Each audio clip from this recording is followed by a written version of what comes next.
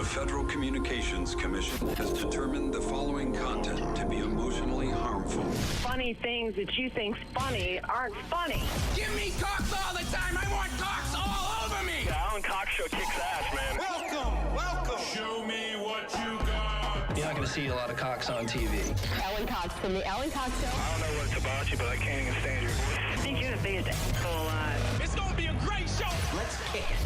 I'll say kick it, and you'll just kick it with a tasty groove, okay? 1, 2, 3, kick it. Kick it. Come on. God damn it. Could you one time kick it? What the?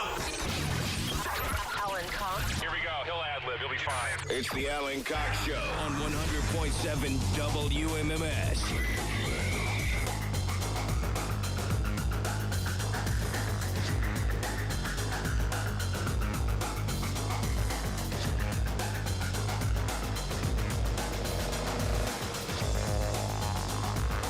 Well, hello, good afternoon, greetings. Welcome. Thanks for being here. My name is Alan Cox. Welcome. Say hi to Rob Anthony. What's up, man? He's right over there. Jess is back in Studio G. Hi. If you'd like to join us, we would love to have you. What the hell is that? What's up, man? What am I hearing? Jess is back in Studio G. It sounds like it's the show. Yeah. We would love to have you. Is it? It's coming through Studio G. Oh, Jess, shut the, you probably got the audio on your YouTube channel somehow. Hit the speaker, mute it if you're watching the YouTube stream. I fixed it. See, there you go. See, these are all the little things. Every day here at iHeart Cleveland, it is a different way of troubleshooting, right? Well, yeah, look around. Man. The mess to my right here is incredible today. Oh, we've got a ladder. Oh, I can actually here. show it here. It's camera 3. There we go. Look at that. Yeah, they're doing some. Well, we had engineers in here, in and out of this room. You know, I'm working here for hours once the Mark Nolan show vacates, and in between when we come on, and so I'm in here ensconced in my little comedy coffin. And all last week, we had engineers in and out, doing some kind of upgrades or firmware update or something, I don't know, on these monitors because they're, and there's somebody still doing something with some of them. They can't figure, these are just TV screens that have a variety of inputs on them, and for whatever reason, we're in here half the time like when your grandmother tries to figure out how the Roku works, right? Yeah, like in the 1940s, they could figure out how you hit a button on the board and it turns a light on in the hallway that says on air. And in 2025, it has to do all these magic things. And now that one little key function doesn't work. Well, because nothing's hardwired anymore, right? I mean, it's all software-based, and things aren't hard-patched anymore, and, there's a lot. It's just nuts. It's just different. Very, very different. Alone Again, if they work. I left to have a pish, like maybe a half an hour, 45 minutes before the show, and in that short time, I mean, it's not short, I shouldn't say. You got to walk all the way down the hallway and all the way back. But I came in, and that ladder was in there. I was like, all right, well, somebody's doing something. And directly above that TV is there's a clock that's supposed to be there that doesn't work. And now I said, I'll just take one out of the other studios. Don't do that. Well, the other studios don't get used. Well, you have a clock on your phone. There's clocks on every surface in the building. Use it. Well, that's what I said. I said, okay. The only reason I took that down is because it was just flashing nothing, and it was distracting. It was in my periphery, so I took it down. Listen, there are timers and clocks on every surface in this room, so it's not like I really needed that. I've got one in my control panel here, but nevertheless, it's a habit to look up there and see that, and I'm still trying to break myself of that habit. Again, that's all inside baseball. Who cares? First world problems, right? If you'd like to join us, 216-578-1007 or 800-348-1007.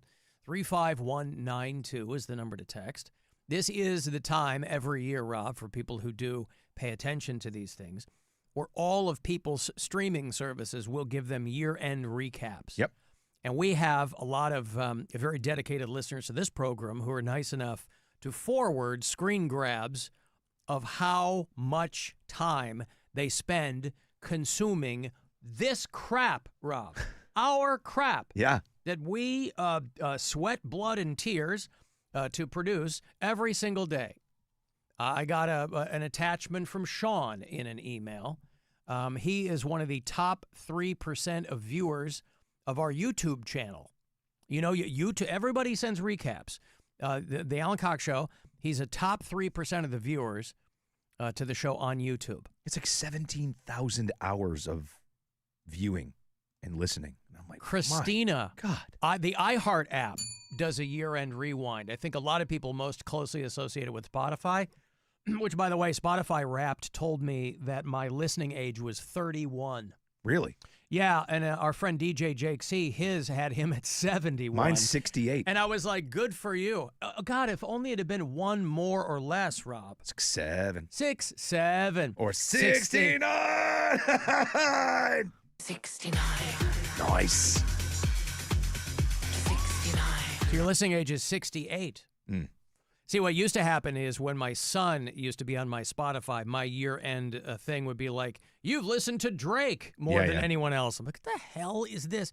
But iHeart does a rewind on their app, too, and Christina says that every minute that she basically uses the app for this show. Yeah.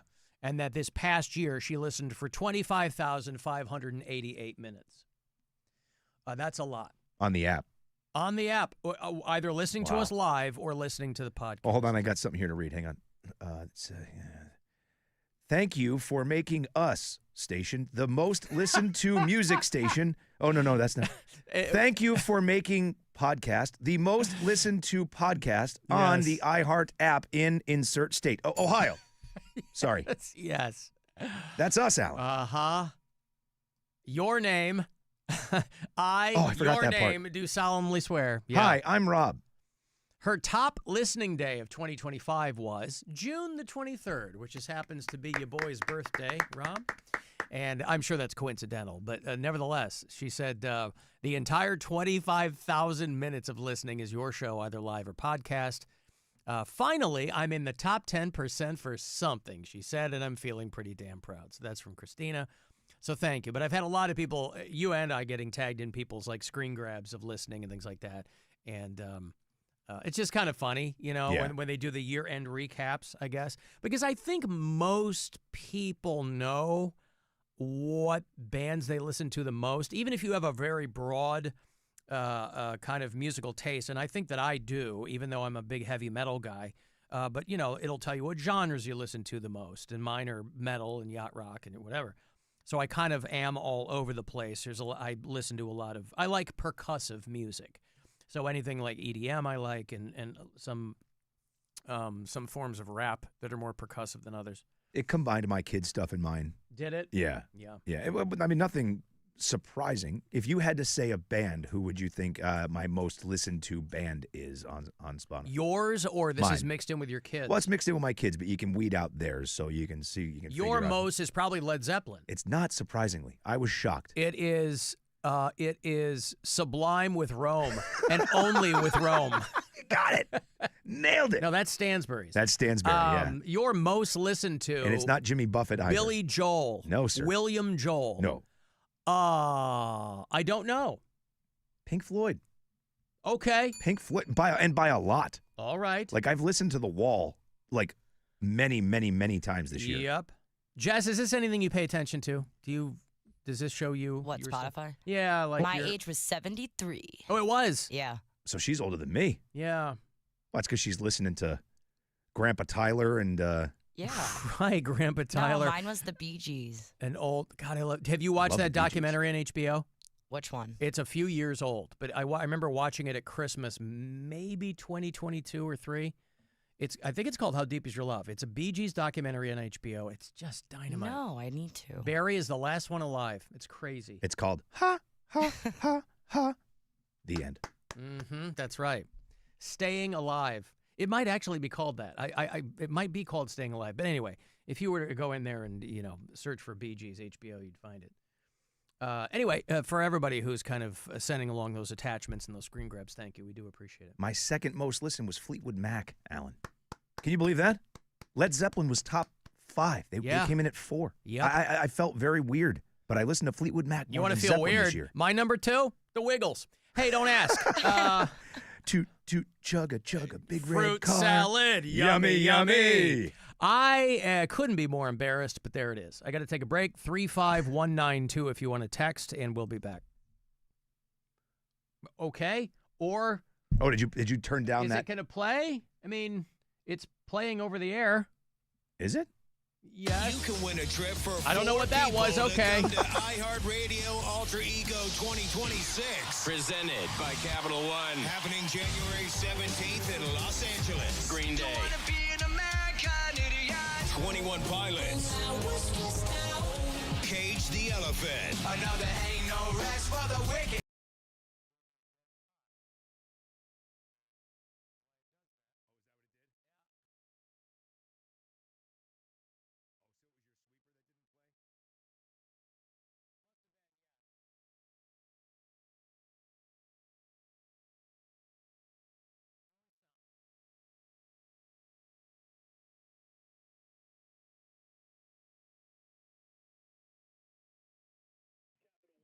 Proud presenting partner of Alter Ego, bringing great products, rewards, and services to its customers.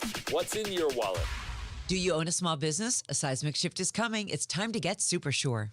Men, trouble in the bedroom? Not anymore. Precise Men's Medical Center restores your sex life in just one visit. Their painless breakthrough treatments eliminate erectile dysfunction and PE. Here's a specialist in men's health. I'm Dr. Simovitz. Have Viagra or Cialis let you down? Precise Men's Medical Center offers the most effective treatments that eliminate ED and PE, with men lasting longer than ever. 98% of patients see instant results on their first visit. Precise Men's Medical Center's breakthrough treatments eliminate ED and PE, regardless of age or medical history. Your consultation and first treatment are free. You'll see instant results in the office. Plus, qualified patients get their testosterone checked free.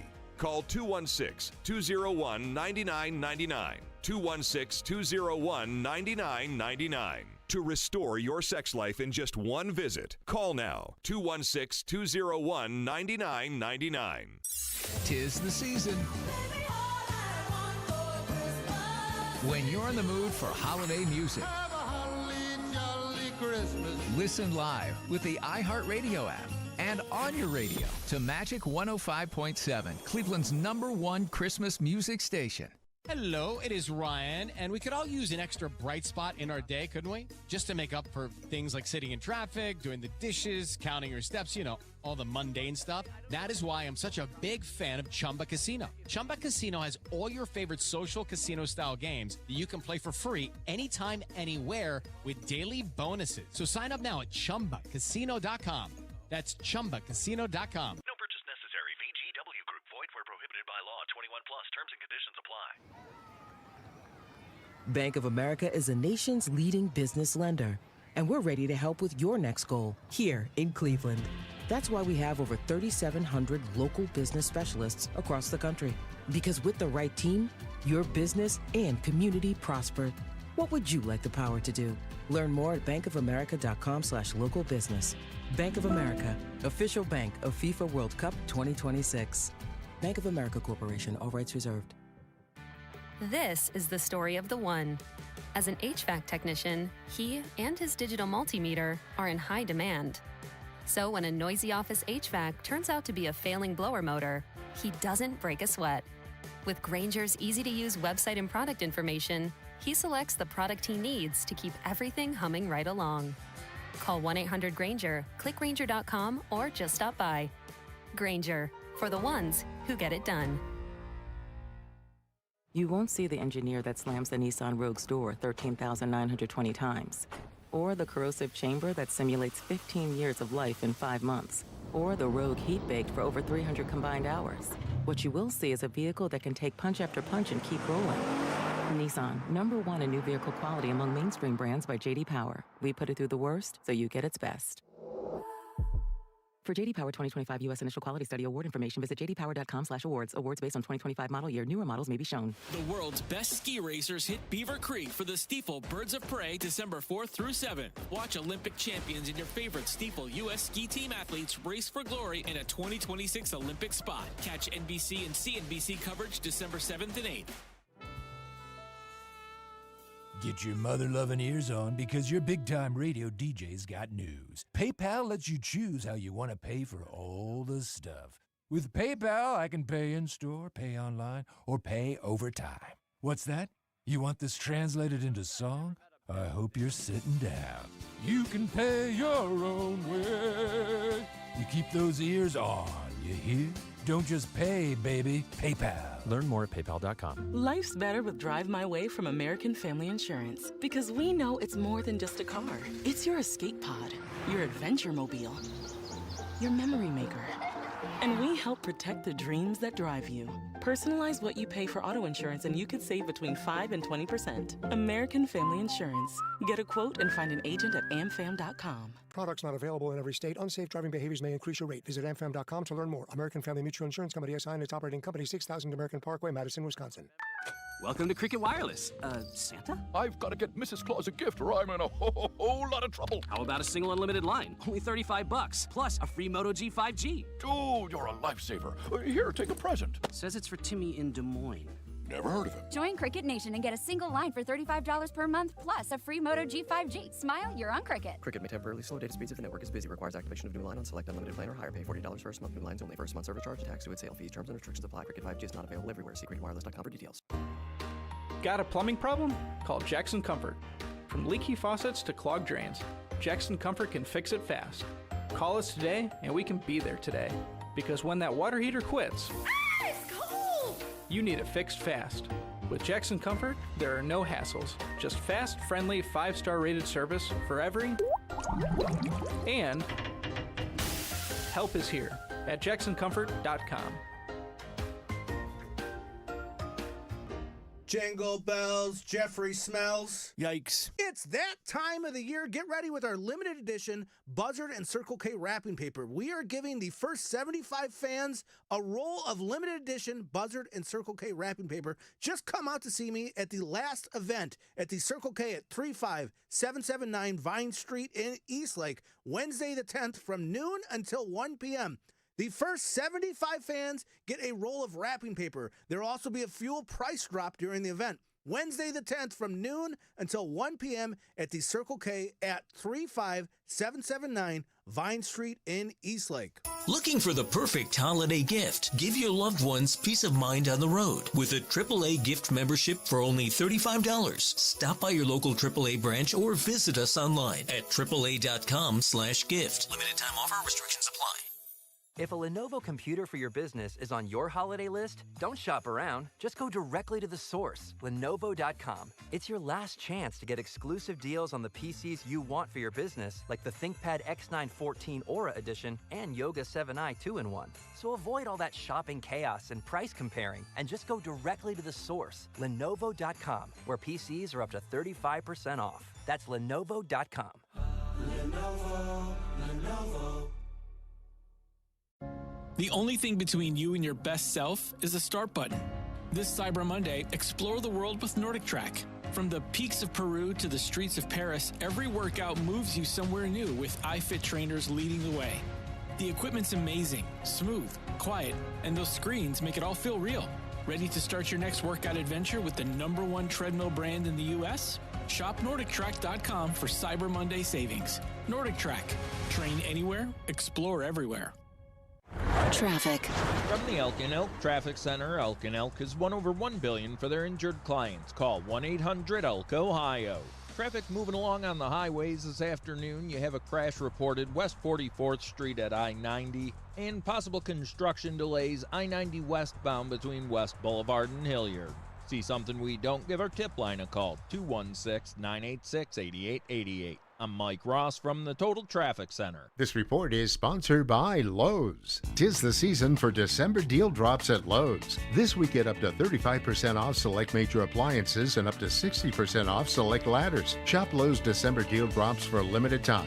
Valid through 12/10 while supplies last. Selection varies by location. On this week's episode of Next Chapter, I, T.D. Jakes, sit down with Denzel Washington, a two-time Academy Award-winning actor and cultural icon. I don't take any credit for it. I just didn't put me first. I just put God first, and He's carried me Open your free iHeartRadio app. Search Next Chapter with TD Jakes. That's NXT Chapter. And listen now.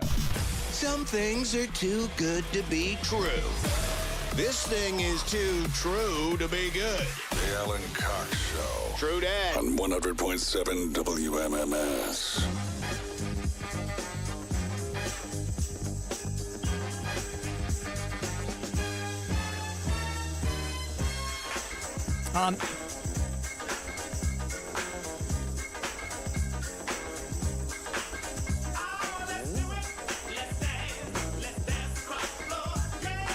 On the subject of those year-end rewinds, this was my most listened to song. Good. Was Jimmy Bo Horn Dance Across the Floor. I'm happy you're showing up with it early in the show today. I needed something to raise my spirits. I'll tell you what, man. You'll never feel bad after you hear a little bit of Jimmy Bo Horn, right? It's impossible to be mad. When if this song came on and you were just in a car accident, you'd be like, I can always get another car. It's impossible to be mad when this song is on. But you know what, Rob? Somehow, I bet we'll find a way and we'll power through. While it's on. I didn't say. While it's on, yeah. Well, those songs from back in the day, the 70s, they're pretty short, right? I did, of course, a little bit of editing to this song, but the full song's only about 2 minutes long. And so if you listen to it in rapid succession. Would you just loop the hook? No, I kind of chopped out the middle verse there, to get to the ladies quicker. Alan, did you hear the news? Some homeless guy beat the piss out of some older lady, thinking that she promised to, quote, take care of him, and then ignored him later. It turns out he mistook her for somewhere else. You see what they did there, Rob? An older lady. I'm laughing because it had me. I was like, oh, my God, what happened? And then I remember. Son of a bitch. Elapsed time in the show, Rob. 22 minutes and 48 seconds. Somebody started to troll me. All right, fine. You know what? Have your fun. We've only got 8 live shows left in 2025, and then who will you make fun of? You won't have Dick Nixon to kick around anymore. Then what will you do? Is that including this one? Or is there 8 tomorrow? There will be 8. We have 5 next week. We have the 15th and 16th, and we have tomorrow. So by my math, after today, that makes 8 live shows remaining for 2025. Yeah. And what a year it's been, everybody. Oh, so exciting. Hey, your Cavaliers lost last night. Didn't have a great time against the Portland Trailblazers. Yeah. They had a great time because they're not a great basketball team. But both of them were relatively hobbled, too. Trailblazers had a bunch of guys out. Cavs had a bunch of guys out. 122-110, the final. Trailblazers, the Cavs gave them their 9th win last night. So there you go. They're off tonight, but the Cavs are here through the week. So tomorrow night, the San Antonio Spurs will be in town, play the Cavs. That is a 7:30 tip-off tomorrow night, 7 o'clock pregame. The Spurs are a very good basketball team. And so we'll see what they do tomorrow night. I mean, I know that they had some injuries, but with the team that they had on the floor last night, there is no reason they lost that game. I was surprised, yeah. I mean, wasn't like it was you scrubs. Still had 3 of your biggest. I mean, you had Evan Mobley, you had Darius Garland, you had Donovan Mitchell. Lonzo Ball was playing. Like, I don't know, man. They got to figure something out.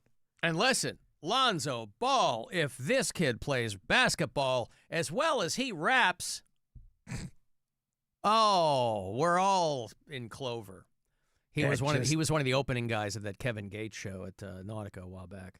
It's just amazing to me, man. Donovan Mitchell has another 30-point game and they lose. Like, he's averaging over 30 a game, and they're losing basketball games. Like, I don't know, man. That team should be much better than 13-10. Again, I know they have injuries. I get it. But it's not like you're starting a bunch of scrubs. Your bench is strong. Saying. Yeah, you're not. Yeah, it's weird. I don't know. It really is. Yeah. Because all of the articles recently, they just came off a 3-game skid, and then they beat the Pacers, and they're kind of still wobbly. And all of the write-ups subsequent to these games are along the lines of, the Cavs' flaws exposed. And I'm like, they have a lot of good players. So hopefully they get that figured out. Again, it's still early in the season. I mean, Still and Jared Allen plenty was of out. I get it. basketball to be played. There's a lot. I was listening to the pregame yesterday, and Jim Chones just kind of kept saying, "You're going to get better the more you play together." Right? It's still early in the year, and he's right. But I mean, God, it's not like it's 5 games into the year. They're 25 games in. Yeah, they are. That's a pretty good time frame to determine this is the team you have. Yeah. So who knows? You know what? That starts counting way more after January. So get it out of your system now if you have to, I guess. Mm-hmm. But yeah, rough to watch for sure. Somebody texted me in the break that this show is their top podcast, WMMS, their top station. Their year-end rewind, 76,724 minutes on the iHeartRadio app. Wow. How about that? Thank you. And 75,000 of those minutes, it kind of worked. So that's exciting for them. That's a lot of Mario Lopez human trafficking commercials. By the way, if you're listening. Hey, guys, it's Mario Lopez. My buddy Bob texted me in the break, too, and said the same thing. He's been listening for, like, all in for the year. He listens to the station, listens to us. 40,000 minutes of listening. Mm-hmm. So a full month. It's all of February listening to us. And by the way, thanks, Bob. Sure, this is all data-driven because of how media is consumed now. But a huge, massive shout-out, by the way, too, to those of you who still listen to us on the radio. Right. Because a lot of people still, there's no way to track that, right? Now, if you really cared, you'd have a pad and a pen, and you'd count the minutes yourself. But I realize you got a life to lead. You can't be compiling your own data. Hey, Alan. Mario Lopez here. The holidays are just around the corner, and it's a wonderful time to spend time with family and friends and give thanks. But it's also the time of the year where most people commit suicide. That guy's a mensch. You know, he is nothing if not keeping his finger on the pulse of public service. So good. I get a lot of emails. You know, I'm on a lot of email. I subscribe to a lot of Substacks and things like that. And some of them are more kind of nerdy and boring in nature. But I also get a lot of, like, travel emails as well, right? I like traveling. And so I like to kind of have ideas along the way. And I got one this morning that said, let me find it here. It said 7 of the prettiest towns in the Northeast. Now, I immediately opened it because I read it as 7 of the pettiest towns in the Northeast. Well, I guarantee you a lot of them will be the same. I was like, what does that look like, by the way? The I could name them. pettiest towns. They'd be like, I guess if you want to come here, you can. Nice car. Manchester by the Sea, Massachusetts. Uh-huh. Pretty Manchester Dry town. by the sea. It's a dry town. Well, right next to it's, Gloucester. It's on the sea, Rob. No, it's not dry. No. You can't buy booze, I'm guy. looking at water. You can't buy booze there. There's well, no packies, no bars. The Commonwealth, right? The laws are weird. No, it's just that town. Oh. Little Compton, Rhode Island. Beautiful. Now, is that where Eazy-E is from? So it's so funny. I thought the exact same stuff. I was like, well, Little Compton and Fall River. I'm thinking of all of these things that by name, I'm like, oh, that place sounds really nice. Little Compton must be a toilet. And this other Fall River must be great. Wrong. Central Falls? No. Terrible. Don't go anywhere near it. But Little Compton's one of the most beautiful places you will ever see. It's where they filmed Me, Myself, and Irene. All those water shots with he's outside with the kids standing on the water. Little Compton, Rhode Island. So terrible movie, but beautiful scenery. That's an incredible movie. Are we talking about the same movie? Me, Myself, and Irene? With Jim Carrey? Yes. Where he has the split personality? Oh, dude, that's a great movie. Terrible. I quote one Charles Barkley. Agree. Terrible. Disagree. Terrible. Sir. Terrible. Me, myself. I said good day. Was that Renee Zellweger? It was. Just your thoughts as the cinematic guru around here for whom Paul Blart Mall Cop is her favorite movie of all time. Your thoughts on the movie, provided you've seen it, Me, Myself, and Irene. No, I haven't. You've never seen it? Okay. Nope. Oh, dude, that's a good movie, man. I'm really surprised that you don't think that movie's funny. Was that also a Farrelly Brothers thing? It was, yeah. Okay. Because what was the movie that Woody Allen did where Matt Damon was a conjoined, was it Stuck on You? Yeah. With, Matt Damon and Greg Kinnear? Yeah. Was that Woody Allen or was he originally supposed to direct it? It was the Farrelly Brothers. It was Farrelly terrible. Okay. Oh, it looks like a good movie. No, Me, Myself, Stuck and on Irene You is was great. terrible. Stuck on Okay. You is awful. Me, Myself, and Irene is the one where he has the 3 black kids, are his children. Yes. He raises them as a single dad, and he finally has like a mental break. But it was shot He's in a Rhode Island Island. state cop. Yeah, that's why you liked it, right? You're like, I know it's that just place. a I know really, that place. really funny movie. It is not. It is. Nevertheless, it was released on June 23rd, 2000, Rob, the year that I turned 29 years old. And it was a box office success. So I'm in the minority on that. I love that movie. It made a lot of money. That's like in my top 20 favorite comedies. It made about $150 million. Love that movie. Well, maybe I should go back and watch it. It's just Again. so funny, the way that he raises his kids and all the stuff that happens when he cracks. I mean, I like the people in it. Mm-hmm. Chris Cooper, Robert Forster, R.I.P., Richard Jenkins, a lot of good people in it. But I recall seeing it in the theater and not enjoying it. Wow. Yeah? I'm really surprised. All right. With your comedic mind that you have and the stuff that we talk about, I'm very surprised that you didn't think that movie was good. Well, you know what it is? As unbelievably talented and funny as I think Jim Carrey is, he walks a very fine line with me. Sure. So some movies where he seems to kind of be doing the exact same thing, I'm like, that one's funny, this one isn't. Sure. I So, get that. yeah, I don't know. Maybe I'll go back and watch it again. You know what, Rob? I will put it on my watch list. Good. As soon as I Right get after through you watch these... that Gordon Lightfoot documentary.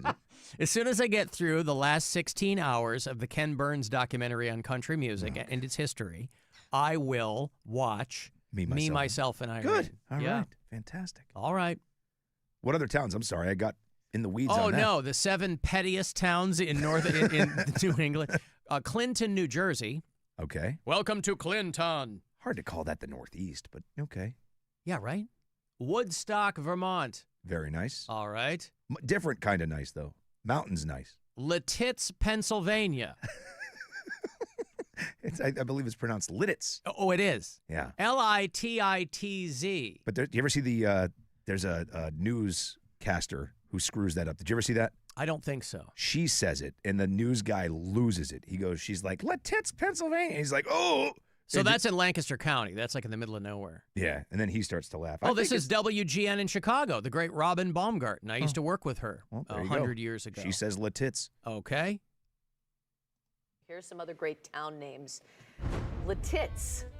What? Sure. No, that's not right.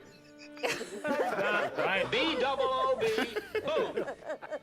It's called. Golly, where'd they get that? Lititz. Can I ask the producer, did she say that right? I don't know. That's how it's spelled. You got it right. It's spelled. No, it's Lititz. They have a lot of viral clips. Channel 9 in Chicago, which is a superstation, and so a lot of people became Cubs fans around the country because they had Channel 9. Robin Baumgarten, who is the female morning anchor there, when I first was an intern in Chicago, 1992, she was fresh out of college. She's a few years older than me, and I was interning for a morning show there, and she was our traffic girl. And she just stuck around and worked her way up, and she's been a morning news anchor there for 25 years. And she couldn't be nicer. It's a lovely woman.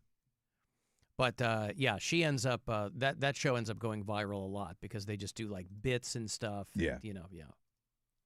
Is that the Jim Carrey movie where he rides the Segway around the mall? No, I think you're thinking of Paul Blart Mall Cop. Alan, Me, Myself, and Irene has some Steely Dan covers. I know. I remember that. I do remember that. I think that was like a little bit before I kind of started getting into Steely Dan. I came to them late. But, you know. So Lititz, then what? There's what, 2 more? Oh, the other towns. You got 2 more? Stonington, Maine. Uh-huh. This is probably lobster country. Up there. Yeah, rocky coastlines. It's up there. It says it's a bustling harbor. It is. Up by Booth Bay Harbor. By Crockett Cove Woods. And Isle o' Haut. Cold Spring, New York. right there on the Hudson. New York and New Jersey feels weird for Agreed. That list. To call it New England. Yeah. Yeah. Well, it's the Northeast, right? Or Northeast. Yeah, I'm sorry. Yeah. But again, I opened this particular, sometimes I'll get these emails and I'll kind of see the log line. I go, no, there's nothing there. But I read it as 7 of the pettiest towns, not prettiest towns. I was like, ooh, I got to find out. And there is a lot of petty in those towns. Manchester, very petty. Little Compton, Rhode Island, not the worst. Barrington's the worst. I will say, Barrington, Illinois is the worst too. It's a very hoity-toity suburb of Chicago. Oh my God, dude. Barrington, Rhode Island, it's the old money of the state. Yeah. So it's that and the town that I lived in, East Greenwich, are the 1 and 2 money towns in that state, and they fight over who has the best schools and blah, blah, blah, blah. Barrington, Illinois is so hoity. That was the first suburb in Chicago to get a Heinen's. Oh, was it? Oh, yeah. Okay. They looked around and they go, oh, my God, it's a sea of white. So Heinen's is not just a state thing. It's not an Ohio thing. It is a local thing, but then I think they started to branch out, but they had to go into really affluent communities. So there are 2 or 3 of them outside Chicago, but they're in very affluent communities, which is where they belong. I mean, I love Heinen's, but I live in Bay Village, you know what I mean? So it's I have to go to the one in Strongsville. Yeah, shades of difference, really. Me, Myself, and Irene was one of my favorite movies growing up because I thought it was funny. Now that I'm older and I'm usually one bad day away from having a meltdown, this person says, it's still one of my favorite movies because I connect to it on so many levels. Everybody's going to just crack one of these days. Alan, it's time for me to ask you yet again to give the movie Year One another try. No, that movie sucked. Yeah, I made it. First of all, I don't like Michael Cera. Anything other than Arrested Development, I like Scott Pilgrim. I will avoid it if he's in it. What's it called? Year One? Year One. I'm going to try it again. He and Jack Black are cavemen, I think. I started it. I remember watching about 10 minutes of it and thinking it was terrible. But if this guy's saying he asks all the time, maybe there's a reason. So I will try it. I will watch it. Nothing bums me out more than a movie that looks hilarious and you watch it and you go, God damn, this could. There was a movie years ago called The Little Hours. Did you ever watch that? Where Aubrey Plaza is a nun. I don't think so. But they talk like modern day, like they're nuns in this cloister. Alison Brie was in it. And I'm like, oh my God, this is going to be funny. It was awful. No, I never saw that. Yeah. Year One has a 14% score on Rotten Tomatoes. I mean, I think you might be in the minority. Good texter. Yeah, I don't ever really look at the Rotten Tomatoes, but I take your point. Woo. Yeah. Alan, I love the movie Me, Myself, and Irene because it's the first movie that I got car oral in. Coral. He got drive-in dome right there at the Me, Myself, and Irene. Oh, boy. All right, well, maybe that's why I don't like it, Rob, because I went on a date and I was promised hand stuff, and it didn't happen. Get promised hand stuff? Well, back then, nobody gets promised hand stuff. Well, at 29, you were getting promised hand stuff? In this particular instance, I was. Yeah, I could see that at 17. Someone's like, hey, come on, take me to the movies. I'll give you a... Well, I was still married. We'll do the popcorn trick. Yes. But 29, Jesus, hand stuff. Alan, please tell Rob, thank you. Frankenstein was amazing. I loved it. Frankenstein. It's pronounced Frankenstein. Yes. No, I haven't watched it. I've had so many people light me up for my take on that. That movie sucked. It's so goddamn boring. Good for you. So it's nice to hear one person finally say thank you. Well, they're probably not alone. I mean, loved it. It's like the most streamed movie over there on Netflix right now. So even if people are watching it out of curiosity, it's not like all of them are walking away angry. Yeah. Just the ones that reach out to me and tell me I'm an idiot. Yeah. Alan, I know you don't like Michael Cera, but did you like Superbad? I did not. Oh, see, I enjoy because I also Superbad. don't like Jonah Hill. So that was kind of I liked Bill Hader and the other guys and the cops. Early Emma Stone, but I didn't care for Superbad. I thought it was really overrated. The whole McLovin thing, I was like, enough. It was overrated, but it was a funny movie. No, I get it. I mean, I'm in the minority on that one too, because that's considered like a modern day classic of sorts. Was Superbad. I wouldn't put it as a classic. No, like I think when you start talking about of that time, those movies, something about Mary. I know that was a little bit earlier. But then you get into like Step Brothers and Old School and things like that. And I think those are on a different level than anything else. Like, I also think it's just generational. Like Superbad is like a millennial comedy, right? 07. Yeah. Oh, was it that late? Yeah, 2007. Okay. All right. It's fine. But I don't think Michael Cera or Jonah Hill are I don't care for them. What about The Hangover? Did you like The Hangover? I like the first one. Yeah. Yeah, it Did was you like okay. it out of the gate? Yeah. I was late to the party the first time I saw it. Like, it had been out for months. Like Old School is not a movie that I think is particularly funny. Okay. But I know people love that movie, and I understand it. That's why those like broad comedies, Sure. you know, like some of them I love, and some of them. Did you like Step Brothers? I liked Step Brothers a lot, but again, for me, it's not a movie that requires repeated viewings because they're so overbearing. By the end of that movie, I'm fully identifying with the dad. You know, Yeah, I think that's the point, I'm like, though, right? shut these dudes up. You I know? don't give up. Oh my God. Yeah. I'm like Adam Scott in that movie, you know. Punch me in the face. Yeah. Hey, your Cleveland Monsters want to go see some hockey? How about that? Cleveland Monsters are taking on the Laval Rocket. They're coming all the way down from Quebec. And it's right before Christmas, Saturday, December the 20th at the Rocket Arena. It's Monsters Family Day. It's going to be kids' meal specials. There's going to be the adult happy half hour with Modelo specials and more. MonstersHockey.com for the details. Tickets and info all there. I got a 4-pack for you. Monsters v. Rocket on the 20th. Good luck. Caller 10, 216-578-1007 or 800-348-1007. The Alan Cox Show on 100.7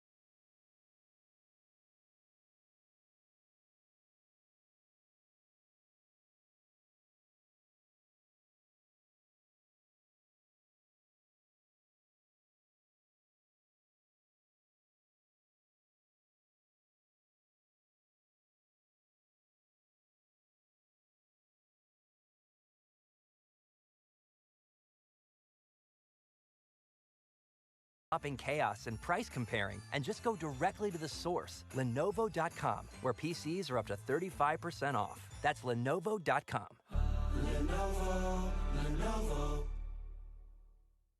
From the Avon Lake Chrysler Dodge Jeep Ram Studios, we say yes. Portions of the following program were pre-recorded. 100.7 WMMS, Cleveland. Our phone operators are standing by with their thumbs up their asses, waiting for you to call. So call. Call the Alan Cox Show, 216-578-1007 or 1-800-348-1007.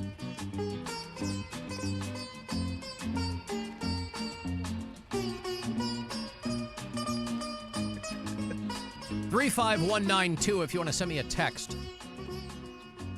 AlanCoxShow.com. Email me there if you like.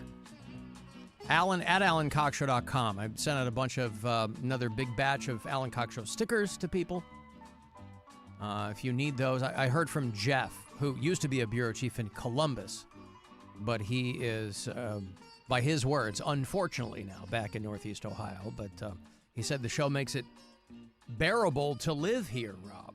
Clearly, he's a much bigger fan of being in Columbus. But anyway, I sent him some stickers, so I'm always happy to send them out.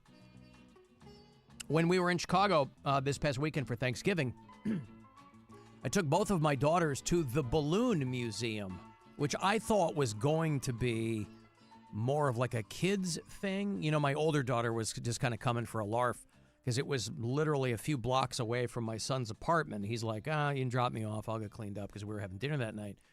And I said, well, let me buy some tickets for this thing called the Balloon Museum. And it was this massive, massive exhibit space in the Logan Square neighborhood. And I thought that it was, like I said, I thought it was going to be more like a kid thing. But then the tickets were like $50 a pop. So I'm like, well, hopefully it's more than that. And it turned out to be this. I posted one photo of it while I was gone, and some people had commented on it. It turned out to be like this massive art installation from a variety of artists and a variety of media, but all kind of balloon or inflatable based. So it was actually really, really cool. And I have to think that this is one of those things that travels. I mean, it's in Chicago through the end of April. But there's this one giant room that's a pool, and they ask everybody to walk all the way in. It can accommodate about 150 people, and they ask everybody to walk all the way around the perimeter and stand there until they get to 150 people. And there's a pool that is full of 2 million plastic balls. So it's basically like a giant ball pit, but it has all these weird lights and everything. And every giant room is different. And there's an easel when you walk in that has information on the artist and what their thoughts were and what the point of this art is supposed to be. It was actually pretty cool. But I just felt terrible for some of the people working there, because there's one room where all of the walls are white, and it's a giant, clear balloon, like a thin beach ball, right? But it has these protuberances all around it. Looks like Sputnik. Remember back in the day, the Russian satellites? They had what looked like spikes all around it. And it turns out that these protuberances, and the reason that the walls are white, but they're kind of gray in areas too, is that it's covered in or encircled in giant charcoal markers. And so when kids are pushing these balloons around and people are doing it, it's kind of making marks on the wall. But this poor girl that was assigned to this room had like a little microphone pack on, and she was just constantly repeating, asking people to not, please don't touch the charcoal, please don't push the thing, please don't pull on this, please don't. And as the entire time I'm walking through this, I'm like, Jesus, somebody could walk in here and decimate this place with a knitting needle. Because the whole thing is based on, it's super, super cool, but it's completely based on a variety of inflatables. That's probably why the price tag's $50 to get in. Jesus, I'll tell you what, boy. You know? Yeah. Keeping the riffraff out. Yeah. And then, of course, on your way out, they walk you through the gift shop, right? That's what it is. Do they sell balloons?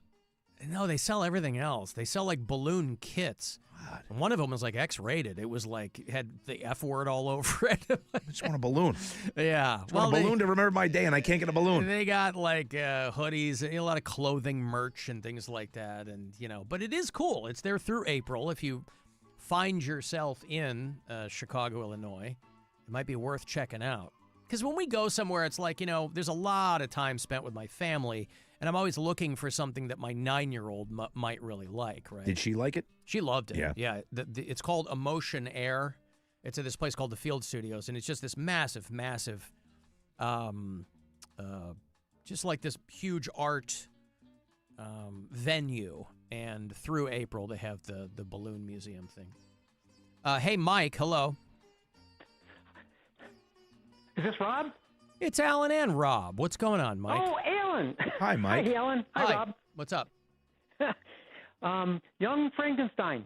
Is it Frankenstein or Frankenstein? Frankenstein, yes. Well, is it Igor or Igor? Well, I'd say dealer's choice. I say Igor. But... Very good. Yes.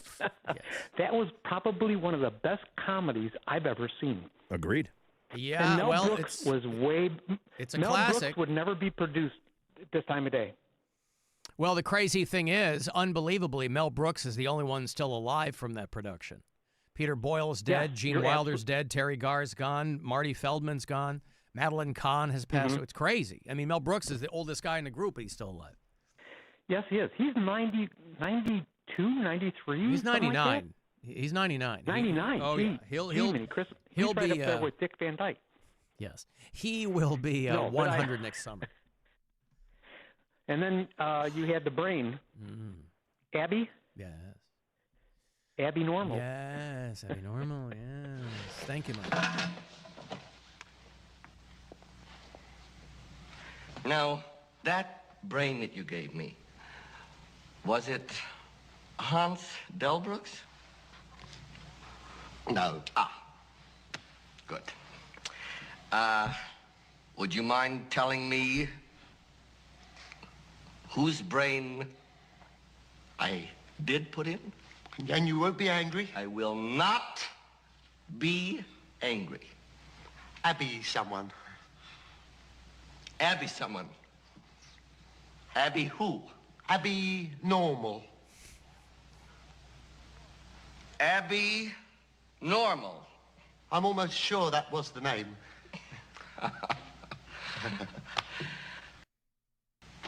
Are you saying that I put an abnormal brain into a 7.5-foot long, 54-inch wide gorilla? Is that what you're telling me? So good. Nobody got worked up like Gene Wilder. I was so happy because I was clicking around and Charlie and the Chocolate Factory was on, and I was thinking it was Willy Wonka with Gene Wilder, but it was the Johnny Depp. Because even as I'm turning it on, I go, no, that's not what it was called, Charlie and Chocolate Factory. And I go, oh, no, it was a Johnny Depp one, which I had never seen and also didn't realize how old that movie is. That movie's 15 years old now. Yeah. And I had no interest in watching it because Johnny Depp is doing this weird bucktooth thing or, whatever it is. He had his own take on the character. And they just redid it again. Oh, right, with Timothy Chalamet. Yeah. Right. Well, they didn't redo it. It was like a different movie, but still the same characters. Reimagining, Rob? Uh-huh. Uh-huh. You see, Alan, Lonzo Ball does play basketball as well as he raps. Because he raps like ass. That guy couldn't hit the broadside of a barn last night. I don't know what's going on with these goddamn Cavaliers, but it's pissing me off. Okay, that's enough. My blood pressure's up. Hate the show. Rich from Northfield, baby. All right. Was Rich from Northfield in the tub? I don't know what was going on. I certainly hope so, yeah. I mean, water draining, something was happening there. The 4 million scrub rap openers they had before the Kevin Gates show, one of them was Lonzo Ball and his brother, I think. They're called G-Lo or something, and they were out there spitting bars. But I guess he's got a huge song. So I shouldn't say scrub where he's concerned, but I was like, let's get to, come on, man. Everybody's entitled to bad games. Lonzo Ball's a hell of a basketball player. Is he? Yeah. I just don't pay attention to him. I just, I know early on he was completely overshadowed by his dad trying to secure the bag. Well, and his brother. I couldn't, yeah, right. But I wasn't sure if he was the real deal or not. I don't pay that close attention to him. I think anybody who makes it to the NBA is significantly better than anybody that you've ever seen play basketball. No, understood, You know, like but it's that's the thing. Like, but it's can you stay in the NBA? I mean, absolutely. Yeah. I totally see your point. I mean, because people were talking about Bronny James, right? Like, but that's different. Well, I mean, it's different in the sense because Bronny's a little bit on the nepo side of things, right? Like, that's the only reason he played for the Lakers. He would have never played for the Lakers. Yeah. Alan, were the tickets to the Balloon Museum $50 because of inflation? Yeah, I hope. I don't hate it. No. I don't hate it. If you listen to us on the iHeartRadio app from out of state, though, I'd like to know where people are. A handful of new bureau chiefs have checked into the program. Chris is a new resident of Arlington Heights, Illinois. That is suburban Chicago. Matt is in D.C. Wild Willie, Rob, listens to the show in Windsor, Colorado.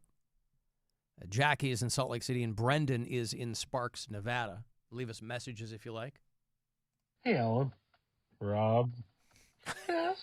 You were talking about Stone Temple Pilots yesterday, and you said that one of your favorite radio moments of all time was with Scott Weiland. I was wondering what that was. I believe you may have discussed it before, but I just do not remember. Please indulge me. Thank you. Love you. Bye. Yeah, I've talked about it before. When I was on in Pittsburgh, we used to do a festival remember radio stations used to do festivals, Rob? We did Buzzard Fest a couple of summers ago. Yep.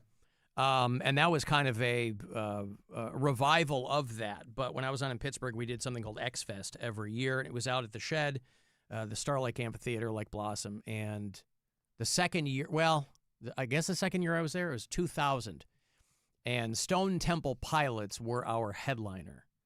And I was going to be bringing them out. And the beauty of these festivals back in the day was you'd have a handful of big bands, but then you'd have a bunch of baby bands on the side stages. Yeah. Like, so that year it was Stone Temple Pilots, Stained, who were still, I think, on a side stage, Everclear, Cottonmouth Kings. Remember Dynamite Hack? Oh, yeah. Right? Your favorite style of music. They did this like redoing the hip hop stuff, country style, or something bluegrass. Something. Wasn't even bluegrass. It was just them going woke up quick. Okay. Cypress Hill was there. A band called 8 Stops 7. Remember them? No. 8 Stop. They had like one hit. Radio stations they get some paper spins and anyway. Stone Temple Pilots were our headliner, and so they obviously went on dead last. By this time, by the way, there was a lot of nervousness because up there on the hill at Star Lake, people had started to set the lawn chairs on fire. You could rent lawn chairs back then. They stopped doing it after this year's X-Fest because the entire lawn was up there on fire. Now, I get out there, and you know me, Rob, I'm just playing with the crowd, and so I'm making some, snide comments or something like that. They wanted me to get up there and chastise everybody for doing that. And I wasn't going to do that because I'm like, me giving these guys a hard time isn't going to put the fire out. Nope. So I made some joke. And normally when you're going to bring the headliner out, when you're doing stage announcements, it can be frustrating for us because it can be very anticlimactic.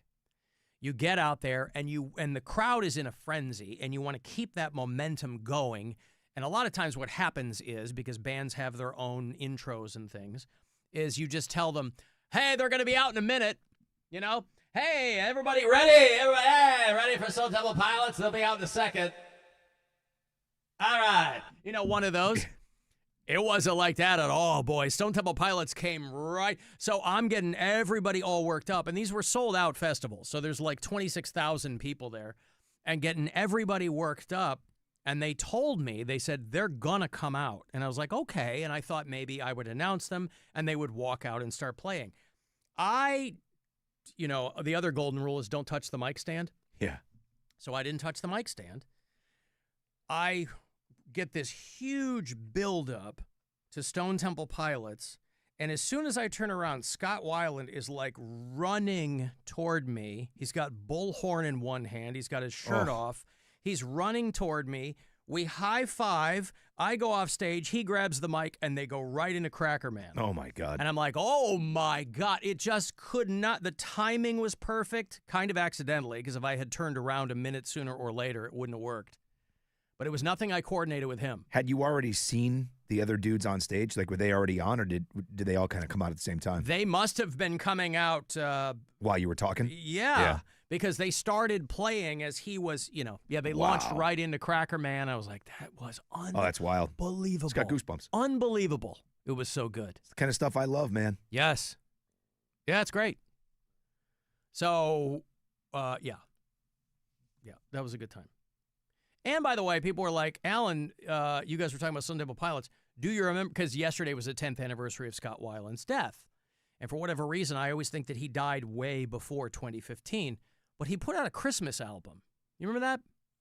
The Scott Weiland Happiest Time of the Year. Is that what it was called? The Happiest Time of the Year. He put out an album of standards because he was like, I just like that music growing up, and I wanted to see if I could sing it. Yeah, what's his ass is trying to do that right now from Creed. Tremonti. Oh, is he? He's doing, I think I sent it to you. He's doing like an album of standards, except he can't sing all that well. The Scott Weiland Christmas, it was called like it was called The Most Wonderful Time of the Year. And it was he was singing like Bing Crosby. It's the most wonderful time of the year. This is 2011, right? They remastered it a few years ago, but I think it was 2011. It's the most wonderful time of the year. By the way, there's not a wink in this, right? This is not tongue-in-cheek. He's like, he did videos for it where he had he looked like Bing Crosby. It's the most wonderful time of the year. It's the happiest season of all. How about that? I forgot all about that album. I think when you've done it all, man, when you've been a rock star for as long as he had, done the things he did and was still alive, and he wants to make a Christmas album, greenlight it, make it. Go. Yeah, but in direct contrast to a lot of people who kind of play around with it, or it's very tongue-in-cheek, he was like, no, I really like these songs, and I want to know if I can perform them the way that they did, So it was kind of more of a creative exercise for him, I guess. Have yourself a merry little Christmas. Have yourself a merry. Why don't they play these when they do Christmas formats? Because it's too similar? Is it too similar? Is that why? Yeah, and no one's going to care about Scott Weiland on Magic 105.7. Oh, I don't know. Cleveland's Christmas station. Next year, all our trouble. Well, because I think, Christmas stations, they can't really subsist on just Bing Crosby anymore. I mean, so I'm like, any opportunity to maybe hip it up a little bit, they might take. But you're probably right. People will be like, who the hell is Scott Weiland? Who? Yeah. Hey, Nick. Yo, what's going on? What's going on, man? Hey, have you heard the Seth MacFarlane Christmas album? It's phenomenal. It is good. Well, that's another guy who really, truly loves, I don't know if he still does, but for a long time, he had an orchestra for Family Guy episodes. He had an orchestra play the music for those episodes. He'd pay for the orchestra. Oh, I did not know that. He's like, I just like that whole thing. And yeah, so that's another guy who, it was not tongue-in-cheek, boy. He liked the Seth MacFarlane Christmas.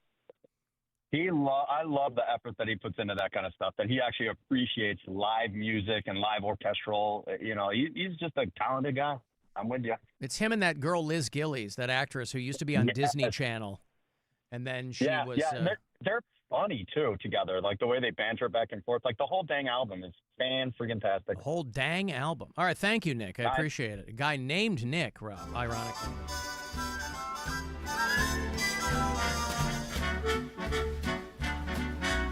Still always sounds like the same guy. Frosty the Snowman was a jolly happy. Who sounds the same? He does. And a button nose and two eyes made out of coal. Even when he's putting, you can tell it's him. It sounds like Brian the dog. Yeah, right. Or it sounds like Quagmire doing a Christmas song. Yeah. The Giggity Christmas song. Came down that giggity Christmas tree.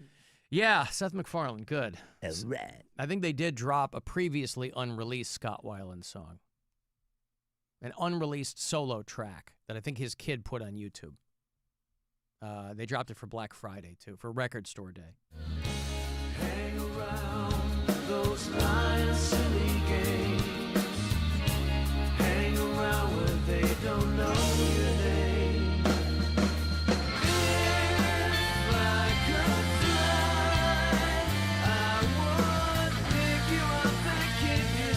I mean, he really did have a good voice. Oh, my God. He just had a genuinely good voice. Early on, it was like, I am. There wasn't a lot of heavy lifting for him to do. But, I mean, down the road, he was legit.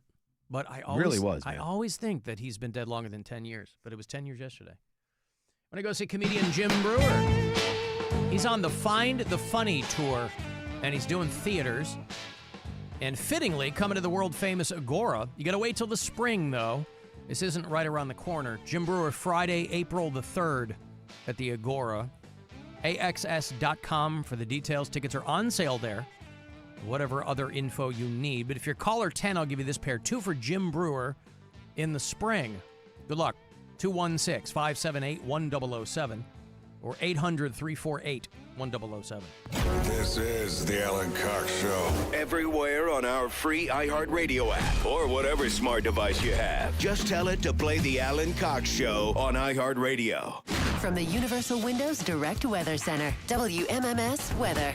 Mostly clear tonight with a low around 9 above and wind chill around 0. Mostly sunny tomorrow, high around 29, wind chill below 0. Then Saturday, slight chance of snow, changing to rain, high Saturday around 34. This report is sponsored by ChumbaCasino.com. Hey guys, it is Ryan. For years, Chumba's been setting the bar for online social casino fun, and it just keeps getting better. With new games released every week and daily bonuses to collect, the fun never stops. So claim your welcome bonus now at ChumbaCasino.com. No purchase necessary. VGW Group. Void where prohibited by law. See terms and conditions. 21 plus. Leaking water heater. Just call sales. Just call sales. Paid for by Hims and Hers Health. Plans not available everywhere. Compounded drug products are not approved or evaluated for safety, effectiveness, or quality by the FDA. Prescription required. Restrictions at 4hers.com apply. Actual price depends on plan purchased. Ozempic and Wegovy are FDA approved, not compounded and registered trademarks of Novo Nordisk A.S., which Hims Inc. is neither affiliated nor endorsed by. Trying to lose weight? It's time to try Hers. At 4hers.com/radio, you can access affordable, doctor-trusted weight loss treatment plans tailored to you. These include oral medication kits or compounded GLP-1 injections with the same active ingredient as Ozempic and Wegovy. Through Hers, pricing for compounded GLP-1 injections starts at just $199 a month for a 6-month plan when paid in full up front. No hidden fees, no membership fees. Hers brings expert care straight to you with 100% online access to personalized treatments that put your goals first. Reach your weight loss goals with help through Hers. Get started at 4hers.com/radio to access affordable, doctor-trusted weight loss treatment plans. That's 4hers.com/radio. FORHERS.com/radio. 'Tis the season. When you're in the mood for holiday music, listen live with the iHeartRadio app and on your radio to Magic 105.7, Cleveland's #1 Christmas music station. This is the story of the one. As an HVAC technician, he and his digital multimeter are in high demand. So when a noisy office HVAC turns out to be a failing blower motor, he doesn't break a sweat. With Grainger's easy-to-use website and product information, he selects the product he needs to keep everything humming right along. Call 1-800-GRAINGER, click Grainger.com, or just stop by. Grainger, for the ones who get it done. Looking for the perfect holiday gift? Give your loved ones peace of mind on the road with a AAA gift membership for only $35. Stop by your local AAA branch or visit us online at AAA.com/gift. Limited time offer. Restrictions apply.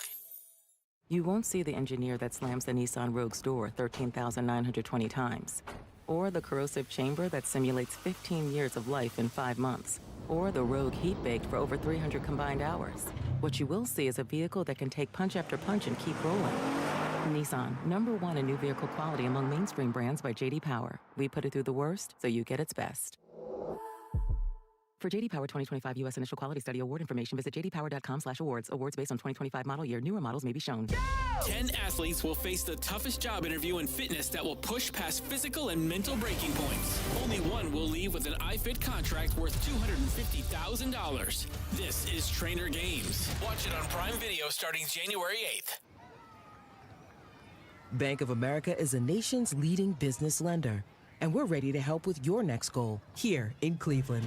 That's why we have over 3,700 local business specialists across the country. Because with the right team, your business and community prosper. What would you like the power to do? Learn more at bankofamerica.com/local business. Bank of America, official bank of FIFA World Cup 2026. Bank of America Corporation, all rights reserved. At Petiti. Hi, I'm AJ Petiti. Shop Petiti Garden Centers now for 20% off Petiti Christmas lights, 25% off select decor, 40% off most ornaments, and 50% off lifelike Christmas trees. Petiti's, a Northeast Ohio holiday tradition. And Doug.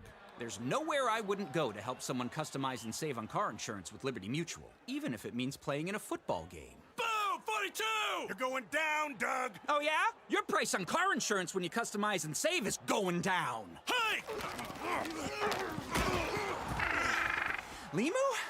What are you doing on their team? Only pay for what you need at libertymutual.com. Liberty, liberty, liberty, liberty. It's Stansbury for Get-Go Cafe and Market. Their brand new signature burgers are delicious and available for pre-order on the Get-Go app, like the Pizziola Burger and the Fiesta Burger. Both available right now with Get-Go. And all their classic burgers are starting at just $4.49. Get-Go Cafe and Market, better believe it. Everybody poops, everybody pees. Mommy, will you call Mr. Rooter, please? 'Cause I gotta poop and I gotta pee. Only Mr. Rooter can clear the drain for me. Thank you, Mr. Rooter. Hi, everybody. We call it what it is at Mr. Rooter. When you have a plumbing or drain problem, the team at Mr. Rooter is ready 7 days a week. Call us today and take advantage of our $95 drain cleaning special. We'll be there quick. Now hiring. Details at jobs.mrrooter.com. It's Charlie, and on this Throwback Thursday, we're bringing back a true Ohio classic, Lawson's Chip Dip. The creamy, tangy flavor that made every party a hit is at Circle K. Whether you remember it from the good old days or you're tasting it for the first time, one scoop and you'll get it. And hey, I want to hear your favorite Cleveland throwback moment. Hit the talkback button when listening to the iHeartRadio app and share your story. We'll pick our favorites for a chance to win a $50 Circle K gift card, because some flavors and some memories are just timeless. Lawson's Chip Dip, only at Circle K. Hey, can you blow up some balloons for Jack's party? I can't. I'm so congested. You need Sinex Severe from Vicks. Sinex Severe Nasal Spray. Yeah, just Sinex. Breathe. Sinex Severe instantly relieves nasal congestion and works 6 times faster than nasal decongestant tablets. The 12 hours of relief allow you to get back to the moments that matter without congestion. Daddy, we need more balloons. On it! Try Sinex Severe from Vicks. Just Sinex. Breathe. Use as directed. With Target, gifting has never been easier. This Saturday and Sunday, Target gift cards are 10% off with Target Circle. Treat everyone on your list to something you know they'll love. Gift cards for the trendsetters, the techies, the fashionistas, the foodies, and even yourself. The perfect time to save is now. This deal is a yearly fave, so hurry. Get more gifting for your buck and save 10% on Target gift cards with Target Circle for 2 days only. Only at Target. Restrictions apply. The world needs Sesame Street. And right now, Sesame needs you. Donate today at sesame.org/iHeart. That's SESAME.org/iHeart. Elmo loves you. Thanks for making a difference. Mr. Hero's new home-style chicken tenders and chicken tender wraps offer 6 bold sauce flavors. Choose from the garlic parmesan, Kentucky bourbon, hot honey, and more. Shake and rattle your lunch, dinner, or snack time. I crave the hero. What's better than giving a gift everyone wants? Getting free gas and groceries by earning perks on gift cards purchased at Giant Eagle, Market District, and Get-Go. Choose from hundreds of gift cards to make everyone merry this holiday season, from the biggest retailers and best brands, all while earning you free gas and groceries. Stop in our stores for bonus perk offers on gift cards. Give the gift everyone wants, and get a little something for yourself, too. The holidays are magical at Giant Eagle, Market District, and Get-Go. Do you own a small business? A seismic shift is coming. It's time to get super sure.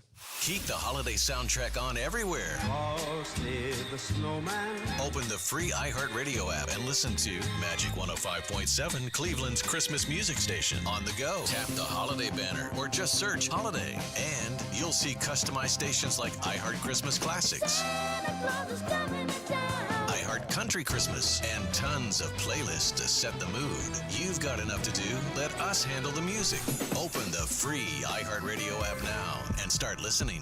The Alan Cox Show. Here's a piece of strong cheese. Cheese has a sound, probably all of its own. on 100.7 WMMS.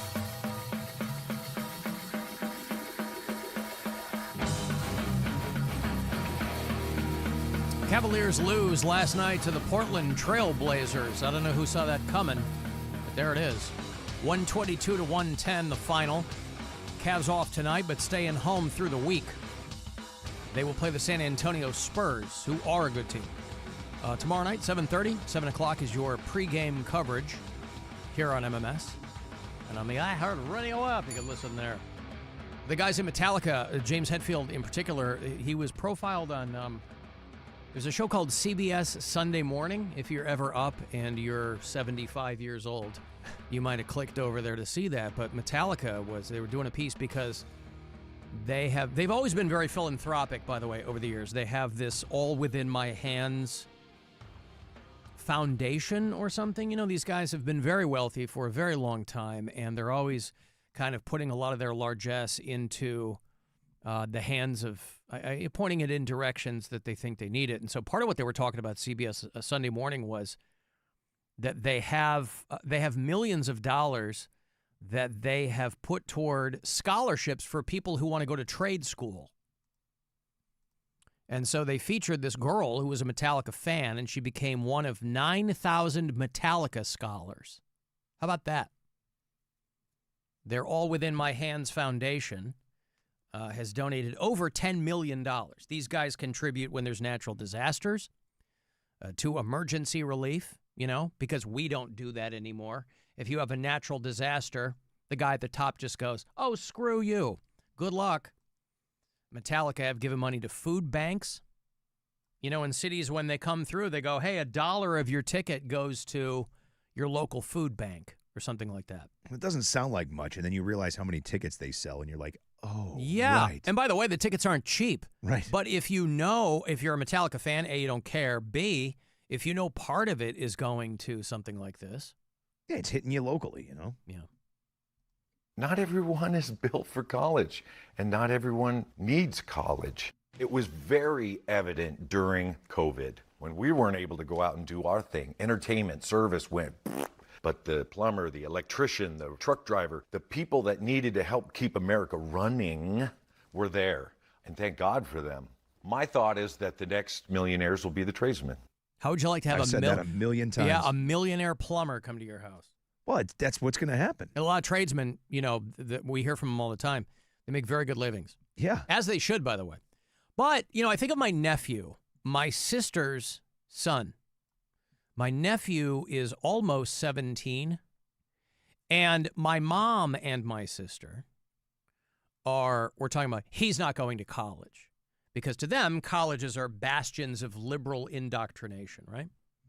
Except now it looks like he's looking down the barrel of a volleyball scholarship. Who is? My nephew. Yeah, okay. Yeah, he's very tall, very athletic, plays basketball, but he's looking down the barrel of a volleyball scholarship.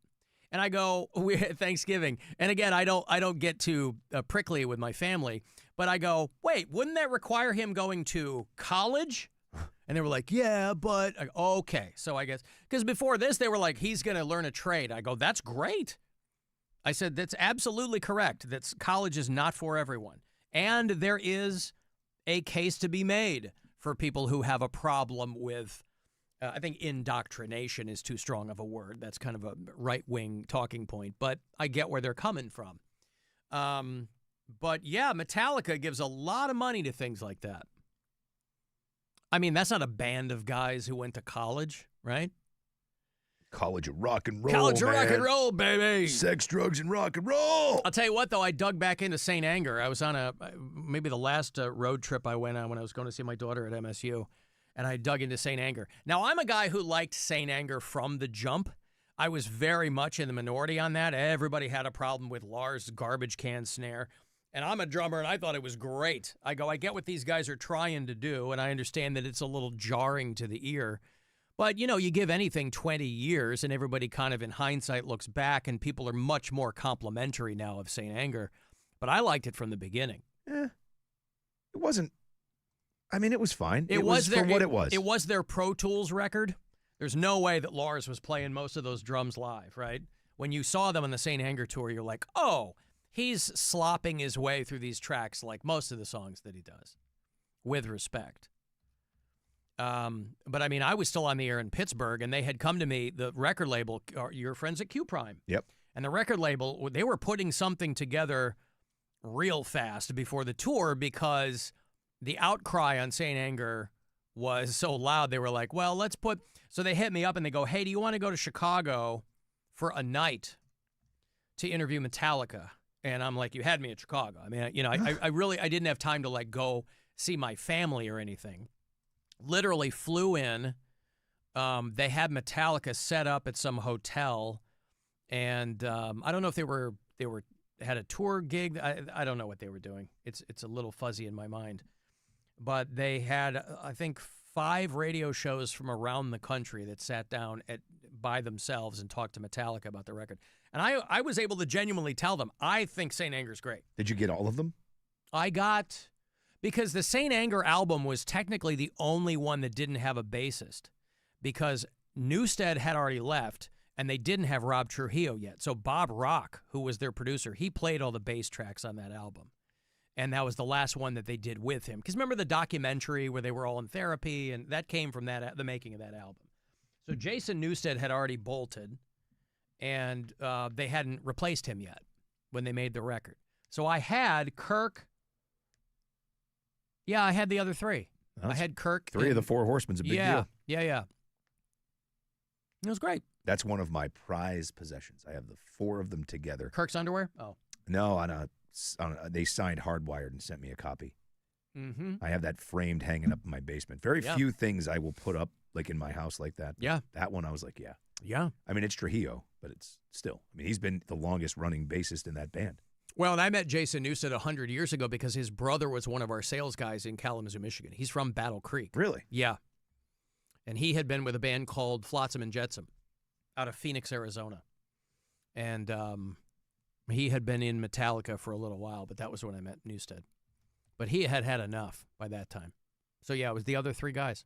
But, yeah, it's funny now when people kind of retcon St. Anger and they go, oh, yeah, it wasn't that bad. I'm like, anything in hindsight, you could probably be a little bit more generous with it, but I liked it from the jump.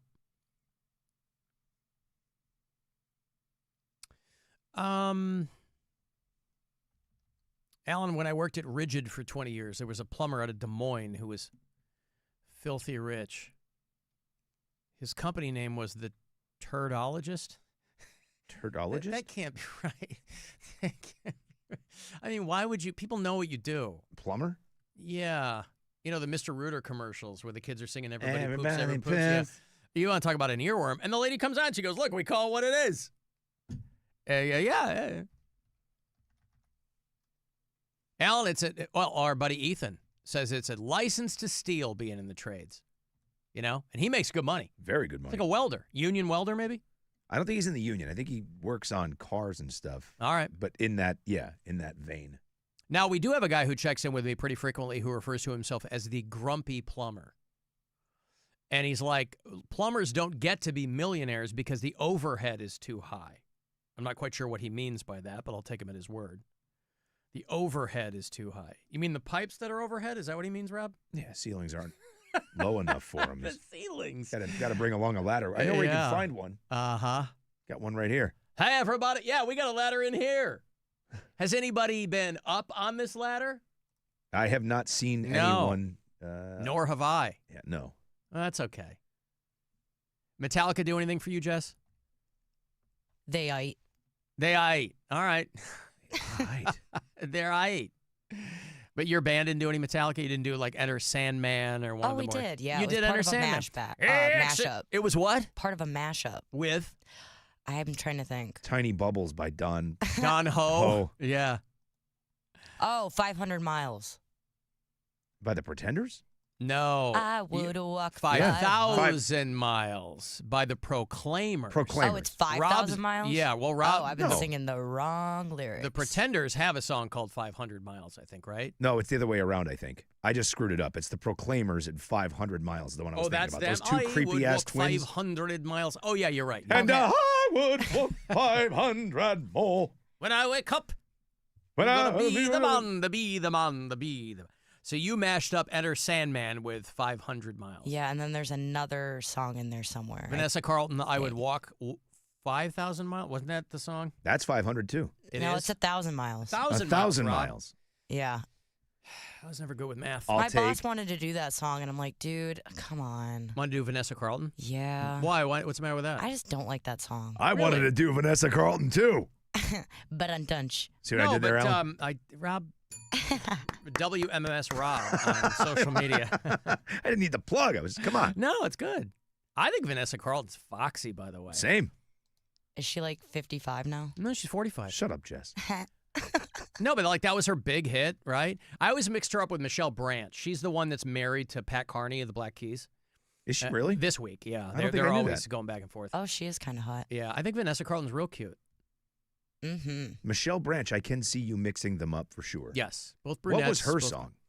Hers was I loved it, whatever it was. I remember I was top 40 radio when that song was out. She did some with Carlos Santana. She had All You Wanted and Everywhere. All You Wanted was the big one, yeah. Because you're everywhere to me. Yeah. I forgot about those. She was another girl who like married her manager when she was like 19 and he was 40 or something like that. That didn't go so well. But yeah, no, she's with Pat Carney. Been with him for a minute from the Black Keys. Okay, so the only Metallica that was really on your radar was you mashing up Enter Sandman. Yep. I mean, my dad was telling me a story yesterday about Metallica, and I think when they got big, I don't know, he's like, I used to tell people, Jessica, about they're going to be a big band. They're going to be a big band. Wait a second. You're impersonating your father right now. Yes. He calls you Jessica? Jessica. All the time? Yep. Jessica? All like the time. that? All right. Monroe. Monroe. Right. Yeah. That just like that, but Jessica. Okay. Why does he call you by your full name? I don't know. Maybe he just doesn't know my nickname. The Turdologist? Yeah. Dad, I've asked you to call me the Turdologist, all right? I mean, please. I'm lucky that he calls me my correct name. Yeah. Because I have 3 sisters. Right, and 2 of you each have a twin. Mm-hmm. Yeah, okay. So anyway, he's telling you, I said they were going to be a big band. Yep. Yeah. Is your dad my age? He is 63. Oh, thank God. Thank God. Oh, God. Yeah, I was getting a little nervous there for a second. Not going to lie to you. Sweating a little bit? Well, when you started talking about how your dad was telling people Metallica was going to be a big band, I was like, yeah, so was I. Like, right. all of us were listening to Metallica. You're 26. Like, I could easily be. Yeah. Oh, God. Yeah. Ethan is an engineer. Devotion to accuracy. He's an engineer. Hi, Alan. Mother Smucker here. Let me know if you want an Uncrustable freezer or a refrigerator. I think I can get you a freezer more easily. Ooh, Rob. Oh. An Uncrustable freezer? The freezer's great, but the fridge. You need the fridge, though, man. Okay, fine. Right? Well, she said I go for the low-hanging fruit. Easier. Yeah, freezer easier. But that's not going to help you with your Celsius and stuff. I'm less worried about that. Because if you have, my Celsius, keep it in here? My Celsius have remained intact for some time now. So until the next time. That storm has passed. Yeah, but you can't. I mean, everything's until the next time. Who knows? But if you, I'm living for today, Rob. But a freezer, you put that thing where? And how big is it? If you put it in here, it's just good for Uncrustables. And if you want to bring a frozen duck in. I hide it behind the Christmas tree, and then we never take the tree down. Boy, was that subliminal, huh? I just instantly threw a duck out as a frozen item in a freezer. Yeah, you did. Wow, that just happened. Anyways, listening to the podcast, you're all talking about the amazingly gay Uncle Tony, the hairdresser from Boston. The picture that Rob painted in my mind is very much Mrs. Doubtfire's Uncle Frank. Yes. I think Harvey Fierstein. Harvey Fierstein. Yeah. That's the image that came to mind, voice and all. Hate the show. Harvey Fierstein. She couldn't be more correct. Harvey Fierstein. That was the comparison when I was a kid. We would say he was like the guy in Mrs. Doubtfire. Hi, Alan. Mother Smucker here. No, I don't want that. I want the song. Oh, Tony, the amazingly gay Santa, spreading cheer with a blow dry and banter. Hair so big it defies gravity, making Christmas fierce. Just wait and see.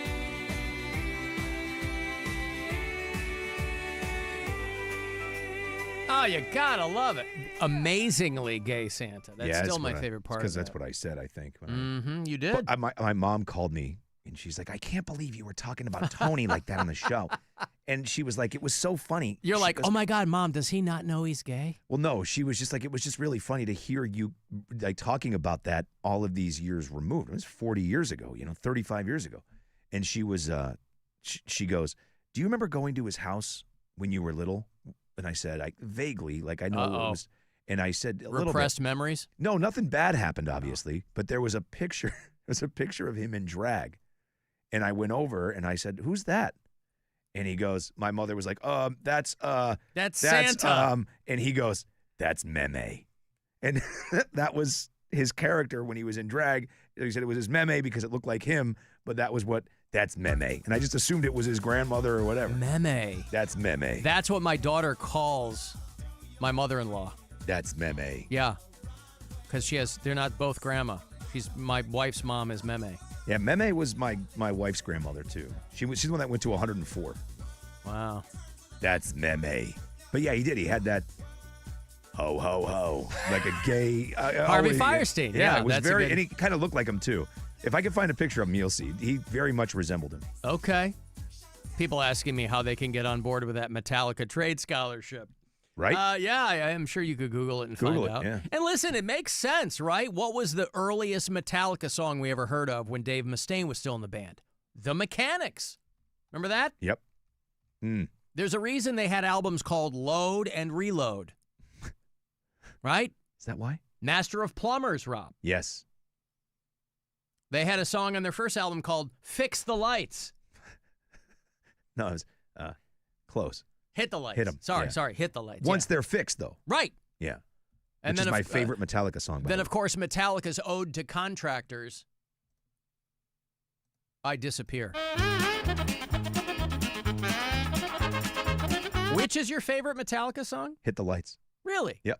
I mean, it's a great song. By far and away my favorite. Okay. Hit the Lights. Yeah. Nothing harder than that song. That's just, I love that song. Oh, I love it.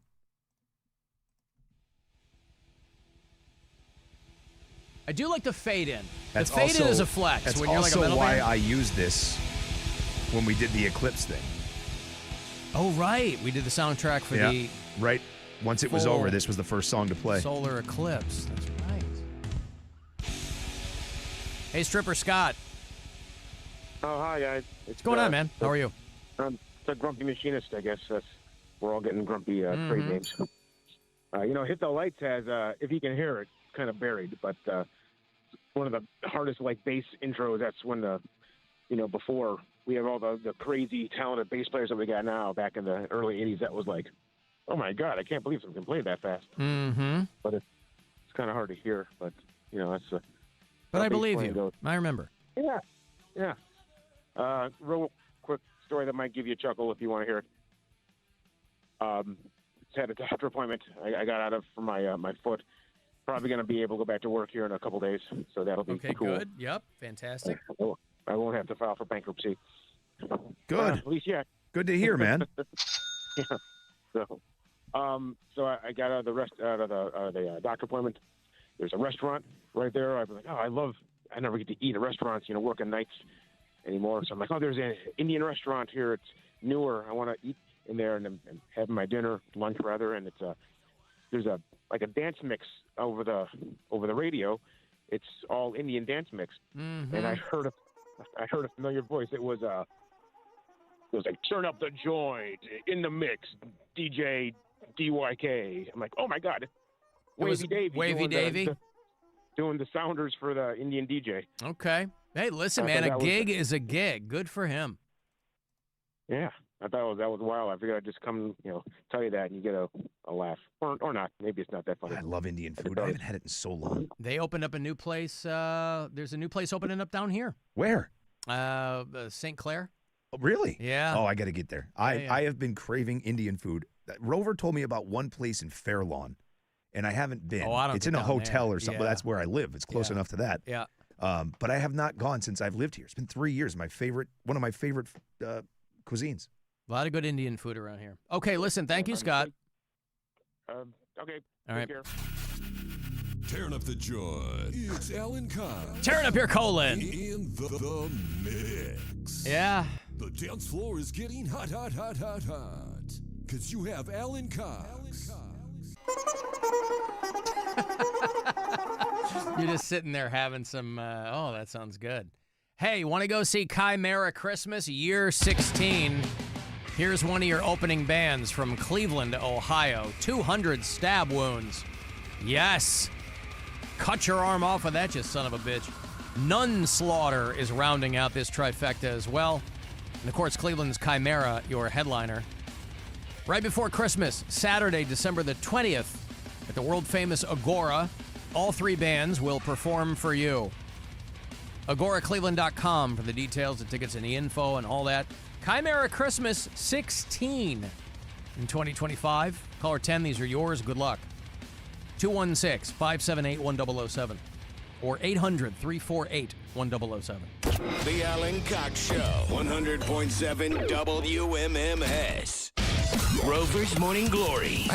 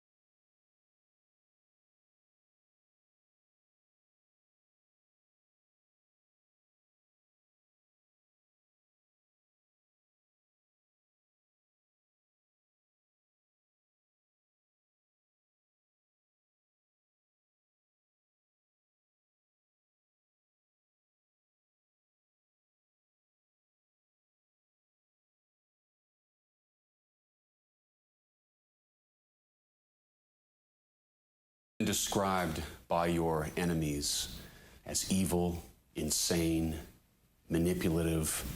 Who are you? Call the Alan Cox Show. 216-578-1007 or 1-800-348-1007.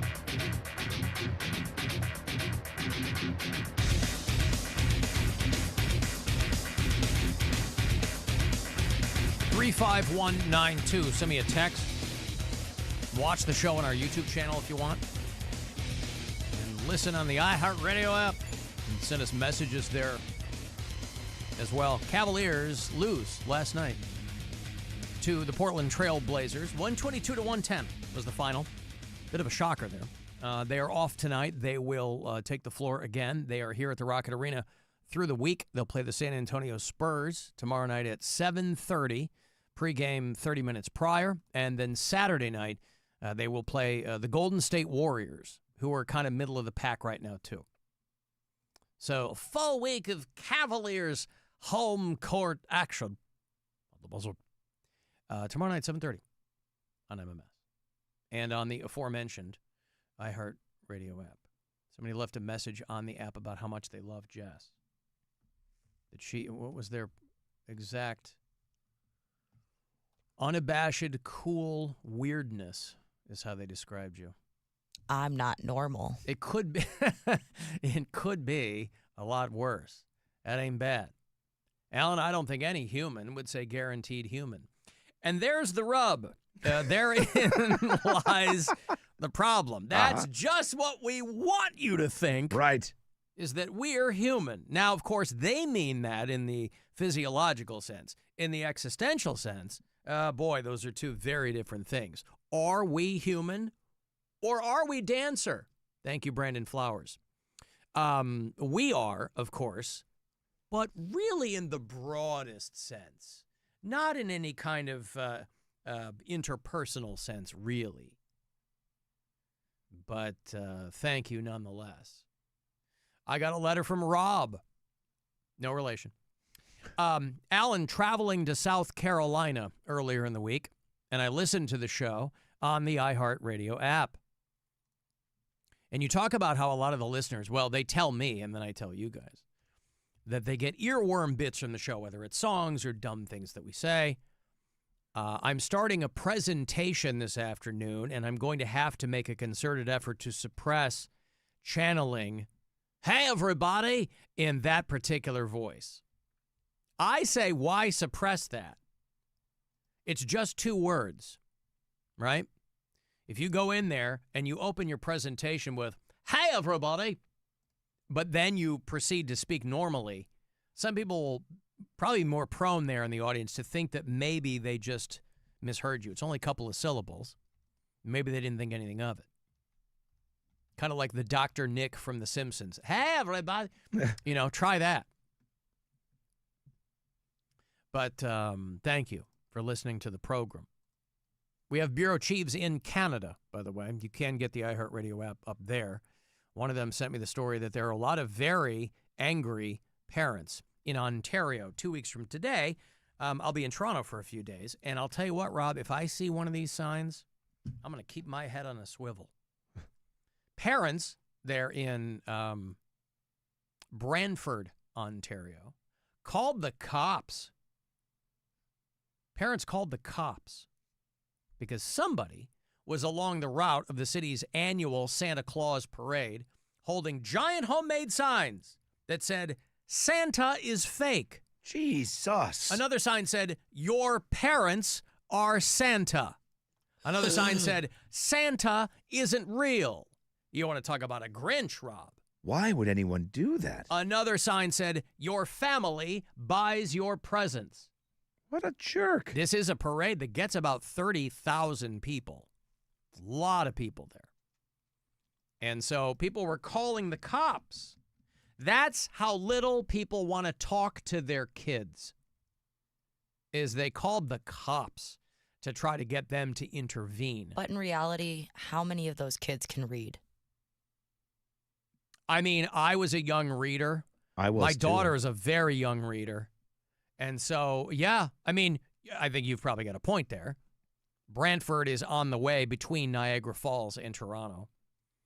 But yeah, parents upset. Now, of course, it's not against the law to be a Grinch, but this one was a mean one. And obviously, it's exercising your free speech. I just think that sucks. Like, why? What is your point in doing that? Some people just gotta be that guy, Rob. Some people gotta be that guy. Well, it's not right? true. So, like, what are you getting off on there? Well, I see what you're doing. Nevertheless, the signs were posted on private property, but they were along the parade route. And obviously not illegal under Canadian free speech laws. I remember free speech. But they got a lot of complaints there, the local constabulary. And so they were like, hey, don't. Some parents, though, they really do freak out. One parent called it absolutely disgusting. I mean, there's a lot of things that are disgusting. I don't know that I'd call that disgusting. I think it's pretty crappy. I definitely add it to the list of things you probably should not do. All right. Don't you think? I mean, I think that who is this for? You know what I mean? To Jess's point, like, if the kid can't read, it doesn't matter what it says. If they can read, who is that for? Let your kid have fun. Let your kid... Now, I didn't grow up in a Santa family, so I never had a dog in that fight. However, my daughter... Big Santa fan. Yeah. Big Santa. Because he's awesome. And if I ever got an opportunity to introduce her to the amazingly gay Santa, your friend Tony, the hairdresser, I would do that, if you'll pardon the pun, lickety-split. Hey-oh. But again, he worked with Santa. He was not Santa. We knew that. He was the head elf. He was just, he was like one of Santa's guys. He was one of the dudes, one of the mafia. Yeah. Listen, my daughter has an elf that is sometimes on a shelf. Oh, we do too. And when I get up in the morning, that elf, under cover of darkness, has taken up another spot, has moved somewhere else. And I don't purport to know anything about it. I don't want to know how it works. I just want to know that my kid enjoys it. We still have the elf in my house. My kids are grown. We still have it. Yeah. Wow. Yeah. All right. The elf flies around the house, does whatever he does. I don't know if he flies. If he I was going to say. Portal, or I don't know how he does it. I don't want any part of it. So whatever that situation is, I'll let that be. I didn't get an elf. I got Snoop Dogg. You had Snoop on the stoop. Yeah. Yeah. Oh, Snoop on the He's so cute. Now, what form does that take? Is it like a little inflatable, or what is it? Or it's like a little elf? He looks like a little elf, and he's wearing green. Uh-huh. And this was gifted to you by the North Pole? Yeah. Is it still somewhere, or did it go the way of the moss ball? No, it's still in my bathroom. Okay. Well, I have to take him out of the box. Yep. Wait a minute. I'll show you on the Snoop on the stoop. On the stoop? Yep, it's right there. Lives where you poop? Yeah. Yeah. He watches me. Just stick right with the so as long as it's phonetically pleasing. Yeah. Snoop on the stoop, where you poop. Mm-hmm. Got it. Now, you can get him in red, too. You can also get his pal, Martha Stewart. You can get Martha on the mantle. Well, that's not as fun. No, they're really taking their liberties with this, aren't they? Yeah, I don't like that one at all. They're going back to the well one too many times there. Snoop on the stoop. Yeah, well, we've got Snowflake in our house, or Snowball or something. Ours like is that. Buddy. Buddy, okay. Aw. Yeah, just like the I've movie got a Buddy Elf. Christ. I don't have Do you a have Buddy one? Elf. I do. The thumbs up? Yeah, it used to be on the dashboard of my car back in the day. Dogma, right? Is that what that was for? Yeah. George Carlin was playing against type as the bishop. I've got some poop news since we're on the subject there. You sent me this. Now, granted, this is a bit of clickbait over there at Fox 8, but the headline is, winter vomiting disease is on the uptick in the Midwest, doctors warn. Now, just a couple of paragraphs in, winter vomiting disease is just the norovirus. I don't know why they feel compelled to rebrand it. Yeah, see, I just saw that and sent it to you. And Yeah. I'm like, oh, here we go. No, but... I didn't realize it's norovirus. Right, but why are they calling it anything else? Like, people are hip... especially in Northeast Ohio, by the way, where the norovirus literally takes its name from Norwalk, Ohio. We've talked about this before. A listener told me this last year, I think, and I was like, there's no way that's true. It's absolutely true. It was originally called the Norwalk Agent after Norwalk, Ohio, where an outbreak of acute gastroenteritis took over Bronson Elementary School in 1968. And it was given the name the Norwalk virus. So norovirus, good From job. here. Listen, some, little towns need to be known for something. French Lick, Indiana has Larry Bird. Norwalk, Ohio has diarrhea. Also called the Spencer flu, the Snow Mountain virus, and winter vomiting disease. And the hoot scoots. Yeah. But, why is it called all those things? People know what happens when you get that. The flu, right? You get, you get the scoots and the, And puking. Yeah. Yeah. You get the poops. The hot waters. Hot waters. Yeah. I don't know that I've ever heard it called that. Oh, yeah. But I certainly do like that. A little Seth MacFarlane for you here. When you think it's just a poop, but it comes out like soup. Or maybe that's Scott Weiland. I don't know. Diarrhea. When you're talking to your mom and it dribbles from your bum. Diarrhea. Diarrhea. When you thought it was a fart, but later heavy shot. Diarrhea. Oh, it's so juvenile, Rob. This is a serious medical condition.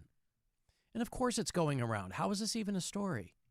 Winter vomiting disease. My first thought was, before I read the article, because a lot of times it's the tail wagging the dog, and I'm like, oh, they came up with some new pharmaceutical thing, and in order to get people freaked out, they're calling it something else. But no, it's just norovirus. So I wonder if, and I haven't dug in enough to know, this was only brought to my attention last year by a local, if Norwalk, Ohio, locally or regionally, pay any homage to this, right? It's not something that you think you'd want to call attention to, but it is their namesake. And you wonder if this time of year, if there are any kind of, not parades, but, any kind of recognition of the norovirus being named after Norwalk, Ohio. I don't know. Maybe some, I'm sure we have plenty of Norwalkians who listen to the show. Alan, do you actually get these texts? No. Nope. Alan, I finally looked up Jess's picture, and god damn, she is moving my clit more than Rob's voice. One of our female listeners there. That's Or a man with a clit. Well, I'll assume that it is mlit. yes, I will assume that it is a female, yes. A female listener. Congratulations. Jess. Congratulations indeed. Gotta have it moist. Oh, gross. Oh, come on. God. Mm-hmm. Gee, thanks. I'm blushing. Alan, what the hell is a moss ball? Apparently, me and this texter were the only people who didn't know what that was. I didn't I either. mentioned it to somebody else. They were like, oh, yeah, they're like, they're having their moment or something, No, Jess is, she lost custody of a moss ball or something. It's something that's submerged in like an aquarium or water, Yeah, they're Moss Amigos. There you go. Yours had a cowboy hat. Yep. Yeah. Mas Amigos. It's like the name of the good tequilas. Mm-hmm. Is it not? Yeah. That's right. Oh, my God, I can adopt a new one. I mean, you're a grown-ass woman. You can do whatever you want, right? I'll save up my pennies. Yeah. How much is a moss ball? Mine was $50. Jesus. Wow. I can just scrape some off my house. Give it to you if it helps. Can you put it in water? Sure. A little Can you put a cowboy hat on it. hat Yeah, why not? Perfect. Done. I'll save you $49.95. The hat cost $10. Well, then you're not getting a hat. The hat was 10. Yeah. The moss ball is like 6. Oh, the hat's 10. All the accoutrement. That's where they make their money, Rob. I just need a pickle jar, some rocks from outside. We can tap do all water. that. We can DIY the whole thing. Yeah, and then moss off the side of Rob's house. Yep. Okay. And then I'll buy the cowboy hat. So Yeah, it's an upgrade you can pay for. I like that idea. Yeah. Yep. So winter vomiting disease is out there. Don't call it WVD. Somebody will probably look at you sideways if you call it that. I'll be out today. What's the matter? WVD. Excuse me? It's a Western venereal disease. I don't know that you've ever heard of I have it. hot snakes, you guys. Hot snakes. It's when the diarrhea comes out like a hot snake. Andy. I get hot snakes and bubble gut. Andy, stop talking about hot snakes. Oh, hot snakes. You can Comes hear out like what's a his hot name snake. laughing in the Nick background. Offerman. Nick Offerman. Yeah. That's right. Alan, you libtards are the reason that they're renaming it so they can generate panic. Who's the libtard? You? I guess I am. I guess we both But are. that wasn't fed to you. I sent it to you. Calling us libtards. Now, as I understand it, Rob, that is a portmanteau of liberal and retard. Yes, I think which that somehow they did put has, yeah. Boy, did that word work its way back in, huh? Boy, it sure did. And I got to tell you, it's got to make the MAGA types upset because libtard has been a huge crutch for them. But now that you can apparently use the R word again in full, Well, he used they're going to it. have to spread it out. Yeah, Trump called, does it Tim Walz, right? I don't know. He called in a truth post. He called him a retard. Oh, yeah, that tracks. America first! America first! Get that through your head, dude! America first! America first! You heard that before? What? Yeah, I was very surprised at that. He doubles down. Yeah, so somebody mentioned it to him, and he doubled down. He's seriously retarded, is the quote. Well, Trump is a scumbag and a traitor and a criminal. So that doesn't surprise me at all. I'm surprised you missed that one. Well, I'm not on Truth Social. Well, it blew up because of that. The fact that he did it, everybody was like, Jesus Christ. Very surprised. Yeah, I don't know why anyone would be surprised at anything even approaching. I was surprised. I mean, listen. There is no bottom. I was surprised. I would not be surprised at all. That surprises me 0%. Yeah, I was. The guy says a lot of stuff, but calling a sitting governor a retard. Why is that a bright red line? I don't know. For That's that guy? just a word that people don't use often. Yeah, but they do now. Yeah, I don't know. It just They seemed very. love that all of a sudden. I mean, fine, okay. So now people are using that word again. Okay. I mean, I wasn't using it before, so it doesn't change my life at all. Yeah, But people are. I guess they won. They're super happy now that they can use the R word again. Okay, cool. Something. Trust me, the other words are not going to be far behind. So, also in poop news, by the way, your poop schedule, Rob. We've talked about this. It says a lot about your overall health. Now, the trouble with these studies when they do them is I'm always looking for something like very granular and kind of equivocal, right? I'm looking for something where they go, well, it could be this, could be this. But the range is always too broad. You know, I go thrice daily. It's amazing. And so, you know, if I travel, it can get thrown off. When I went home for Thanksgiving, I was down to 2 a day. You know, but they're like, you know, you can go too many times. They're like, what do they call it? High normal, I think is what they called it. There's a range. If you go 3 times a day, they refer to that as high normal. Now, I was focused on the high there. I don't really take any comfort in the normal part. High normal. 3+ is hilarious. Constipation, obviously. They've got a range for your BMF, Rob. That's your bowel movement frequency. Mm-hmm. Constipation is people who go twice a week. They're Really? like, that ain't good. Low normal is 3 to 6 times a week. Okay. High normal, that's me, that's 1 to 3 times a day. And then anything higher than 4 times a day, they just refer to as diarrhea. So that's where they dispense with the medical terminology. They go, if you're going 4 or 5 times a day, that's called You're just diarrhea. Yeah. So if you go once a day, you're considered high normal? High normal. Wow. I slowed way down since I lost weight and stuff. I think that's because I just don't eat as much. You know what I mean? Yep. So my body's just slowing everything down. Now, let me ask you this, because Jess, we were talking about this yesterday, Jess is a pack-a-day smoker. Yeah. My question is, because I don't know, but my understanding is that smoking is an appetite suppressant. Correct? Yes. Okay. Does smoking affect your BMF in any measurable way? I'd have to think, man. I I used to smoke so much that it just didn't matter. You know what I mean? Like I would just take. I was always didn't matter. I would say I'm always a once a day guy, or All right, I always was a once a day guy. So Jess, I'm bringing you into this. Yeah. How many times a day? It depends. You know, I can't poop in public. Good I'm pun. too scared. You got Rob doesn't go here. Rob I don't needs like to. smoking I either. am. Okay. Well, I watched. Yeah, but why? At the Nobody dentist's knows. office. Nobody knows it's you. It doesn't No, matter. I never was at the understand dentist's this. office, and I like to take my time. And then the one time, Dr. Oz came on, and he said, "You'll rip your butthole if you force it." And that stuck in my head. You needed Dr. Oz to tell you that you were going to give yourself an episiotomy if you push too hard? I'm being serious. And Well, you it were stuck already in with a me place where they for could give you a years. stitch. Yeah. Leslie, Grant Larson is on the phone from the National Park Service. I cannot meet with him right now. We are in crisis mode, okay? Larry, just tell him I need to reschedule because I am trying to fix my beehole disaster. Okie dokie. Wait, no, Larry, don't tell him that. Don't mention my beehole. Wait, so Dr. Oz came on, just coincidentally, as you were in the midst of some gastrointestinal distress, and he said, hey, if you push too hard, you're going to tear. No, it was a long wait at the dentist's office back in the day, and Dr. Oz would always be on the TV, and I just remember that showing up and then them talking about, you'll rip your butthole if you force. Yep. And I'm like, well, I got to take an hour out of my day now. Wow. But so you just sit there and wait, huh? I just like to Just chill. wait on it, I yeah. just hang out. I don't. It's my quiet time. I don't. But that's not good. Well, yeah, she has a 5-month-old, though. True. Well, I did this before I had a kid. Oh, well, that's not good, though.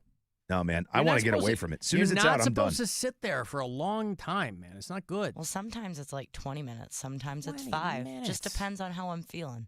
I pooped my pants. I ate too much corn. All right. But, again, from my initial question here, the smoking doesn't have anything to do with it. Not in my opinion. Okay. I mean, you'd know. I wouldn't know. The cigarettes and coffee definitely speed up the process. Well, Like yeah. if I wanted to, if I was still smoking, I guarantee you nothing would get a morning started like a cup of coffee and a cigarette. I would be crapping within 10 minutes. You know what, Rob? I think you're right. Yeah. That's usually what that's gets you going in the morning. I was always a morning crapper till I stopped smoking cigarettes. I guess I got to smoke more. Yeah. That's what you need. She's got to get herself to 2 packs a day. Can she do it? Yeah. Hey, I got $50 to Legacy Village for you. Hard to believe, boy, the Village People put out their first album in 30 years. Like last year, I think it was a Christmas album. These guys decided to come back, and here's a song called Snowball Fight, Rob. Boy, they could have stopped. Terrible, terrible lyrics, but okay. The Village People are back. And Legacy Village, I got $50 for you to jumpstart your Christmas shopping. And if you go to WMMS.com, by the way, you get $1,000 we're giving away in Christmas cash. Okay? Legacy Village, want to see the entire list of stores there on the east side, go to legacy-village.com. But caller 10, you get the $50 to Legacy Village. Good luck. 216-578-1007 or 800-348-1007. It's the Alan Cox Show. Everywhere on our free iHeartRadio app. Or whatever smart device you have. Just tell it to play the Alan Cox Show on iHeartRadio. From the Mr. Hero I crave the hero. Weather Center. WMMS weather. Mostly clear tonight with a low around 9 above and wind chill around 0. Mostly sunny tomorrow, high around 29, wind chill below 0. Then Saturday, slight chance of snow, changing to rain, high Saturday around 34. This report is sponsored by MGM Northfield Park. Visit MGM in December for the $175,000 Ring in the Riches drawings to win free play or a finalist spot. On New Year's Eve, one lucky guest will win a luxury vehicle valued up to $100,000. Find your fun.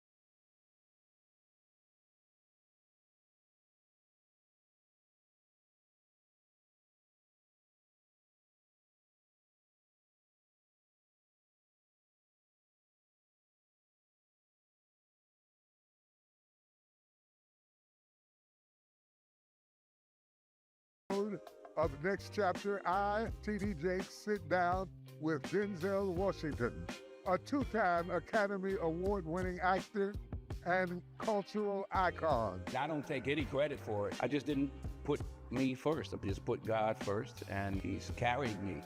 Open your free iHeartRadio app. Search Next Chapter with T.D. Jakes. That's NXT Chapter. And listen now. Of course he stays calm when someone steals his stuff from the company fridge. He needs that energy for when he poops in their gas tank. Alan Cox on 100.7 WMMS.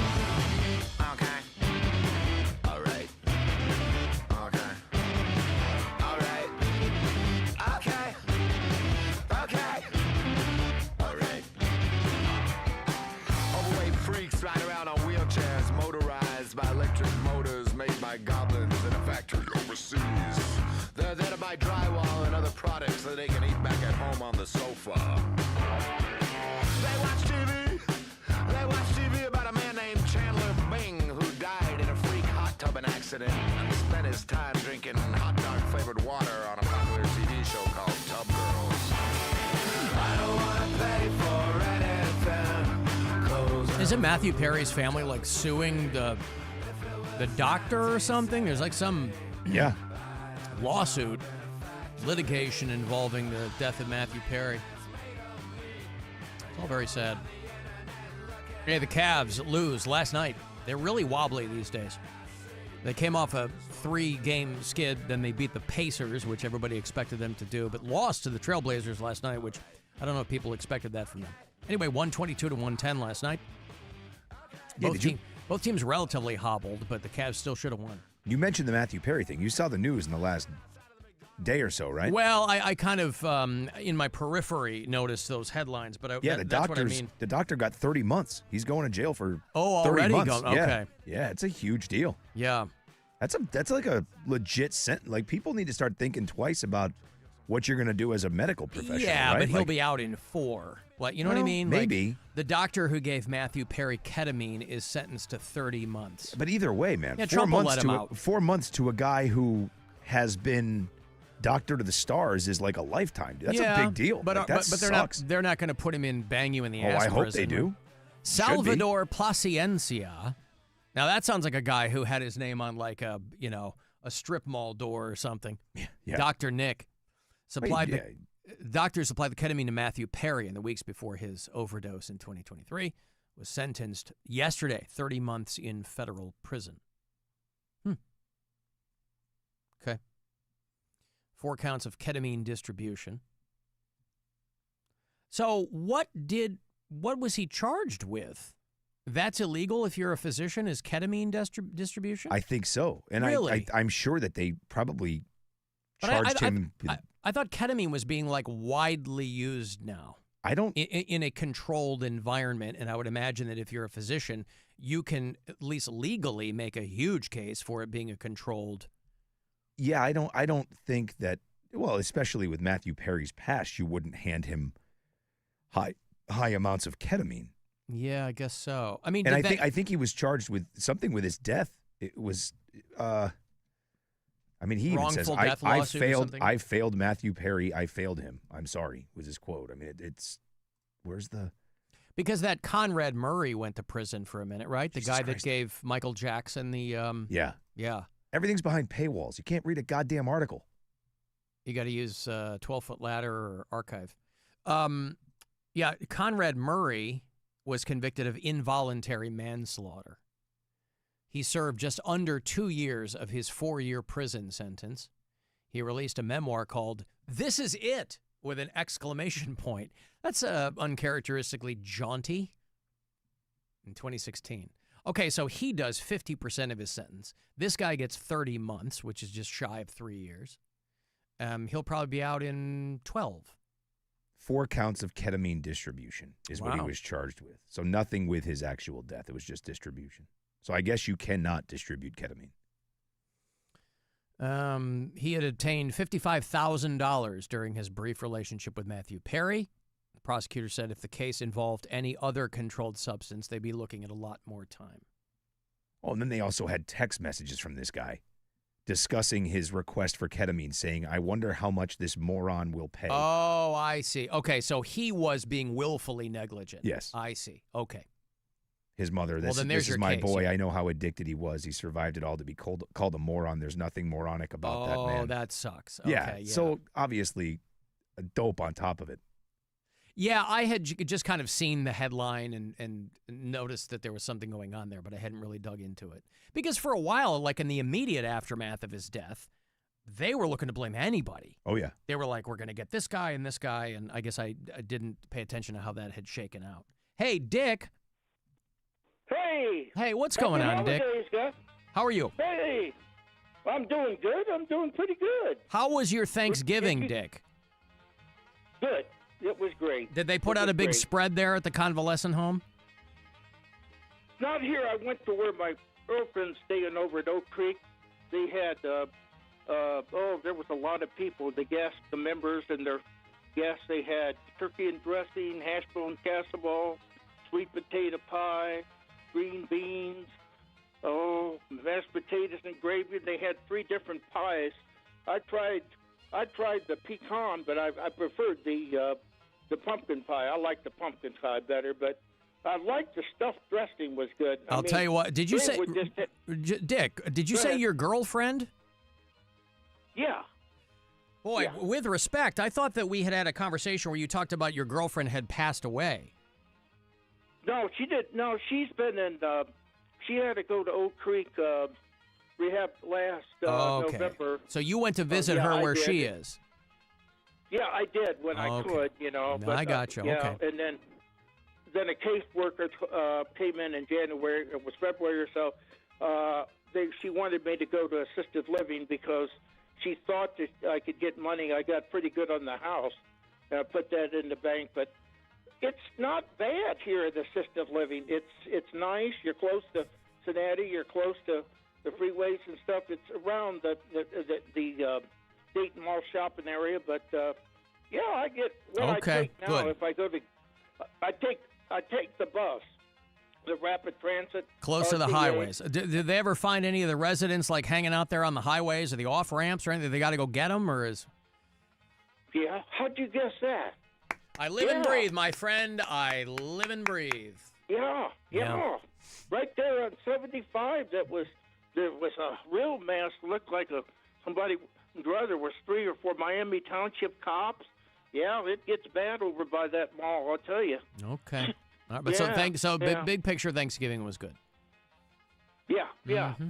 Hey, Cavaliers should have won that game, Cavaliers should have won a lot of games, Dick. Things ain't looking too great over there right now. That is the kind of pivot I would have liked to have seen on the hardwood last night.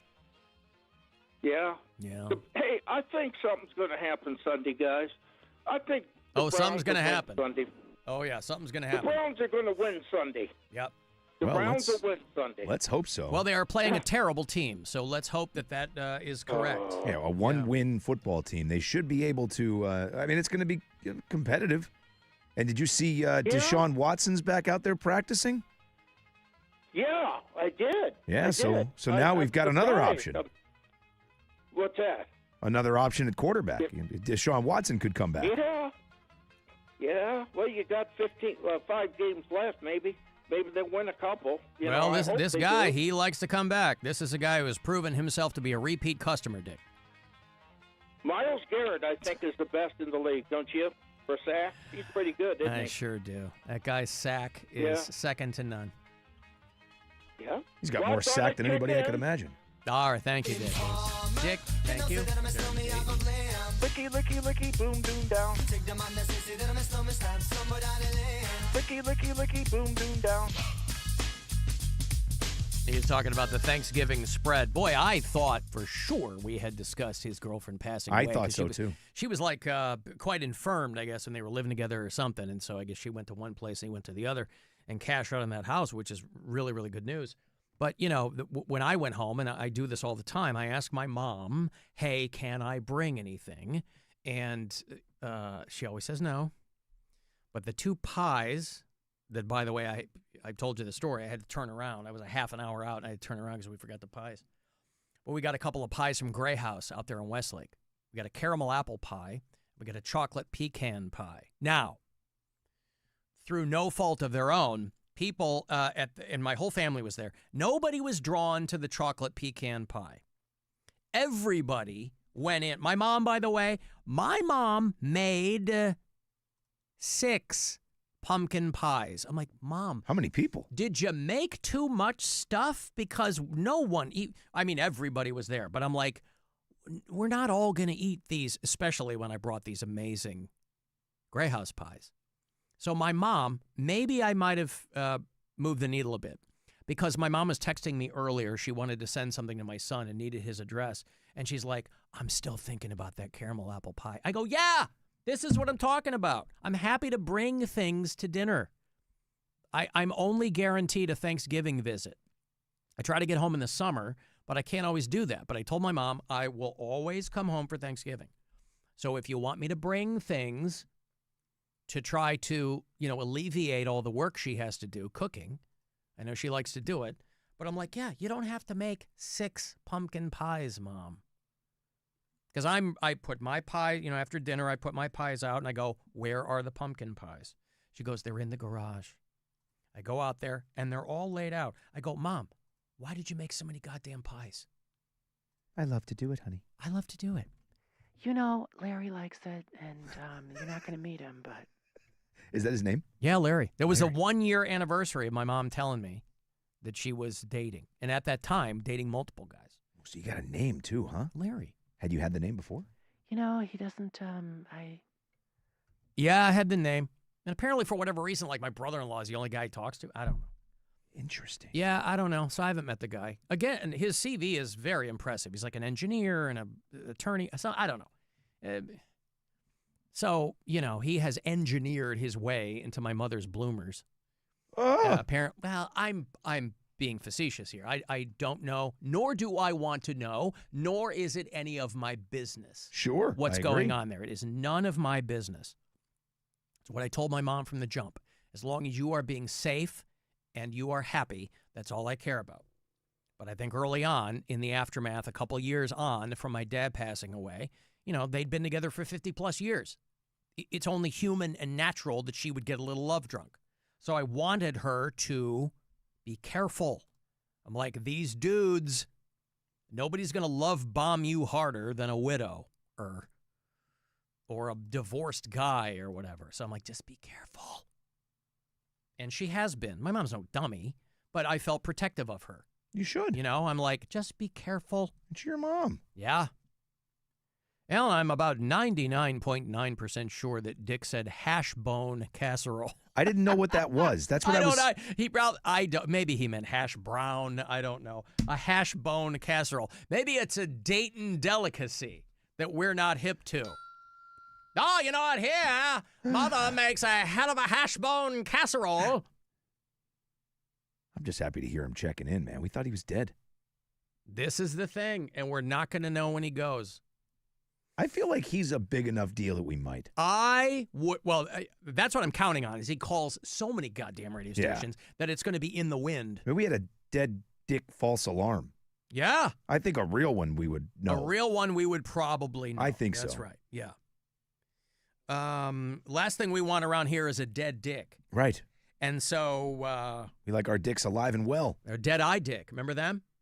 Cotton-Eyed Joe? She don't eat meat, but she sure like the bone. Oh, that's right. Remember that one-hit, New Age Girl was a one-hit wonder. Who did Cotton-Eyed Joe? Rednecks. Rednecks, okay. N-E-X. Not even close. No, they were from Sweden, I think. And so that was their take on American rural culture. Little did they know, they were 100% correct. Yeah. So, Alan, my mother-in-law, also had a boyfriend named Larry. We called him Lair Bear. I don't need that. Yet. Lair Bear. Might be a good suggestion, though.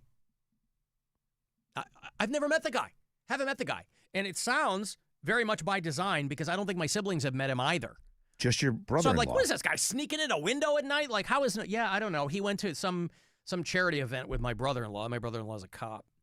And I don't know if that was, I don't know what it was. This was all being told to me second and third hand. But not your sister. I don't think my sister said she's met him yet. See, that's weird. Why the brother-in-law? Because I don't know. Because it's a weird entry point. Throw out. I don't know. Don't know. I don't like it. I don't like it. I think my brothers are a bit more standoffish about the whole thing because they're closer to it because they're all there. Right. I dip in and out. I like to be in the loop. Yeah, they don't want to be around it. They don't. But I don't know. really have a.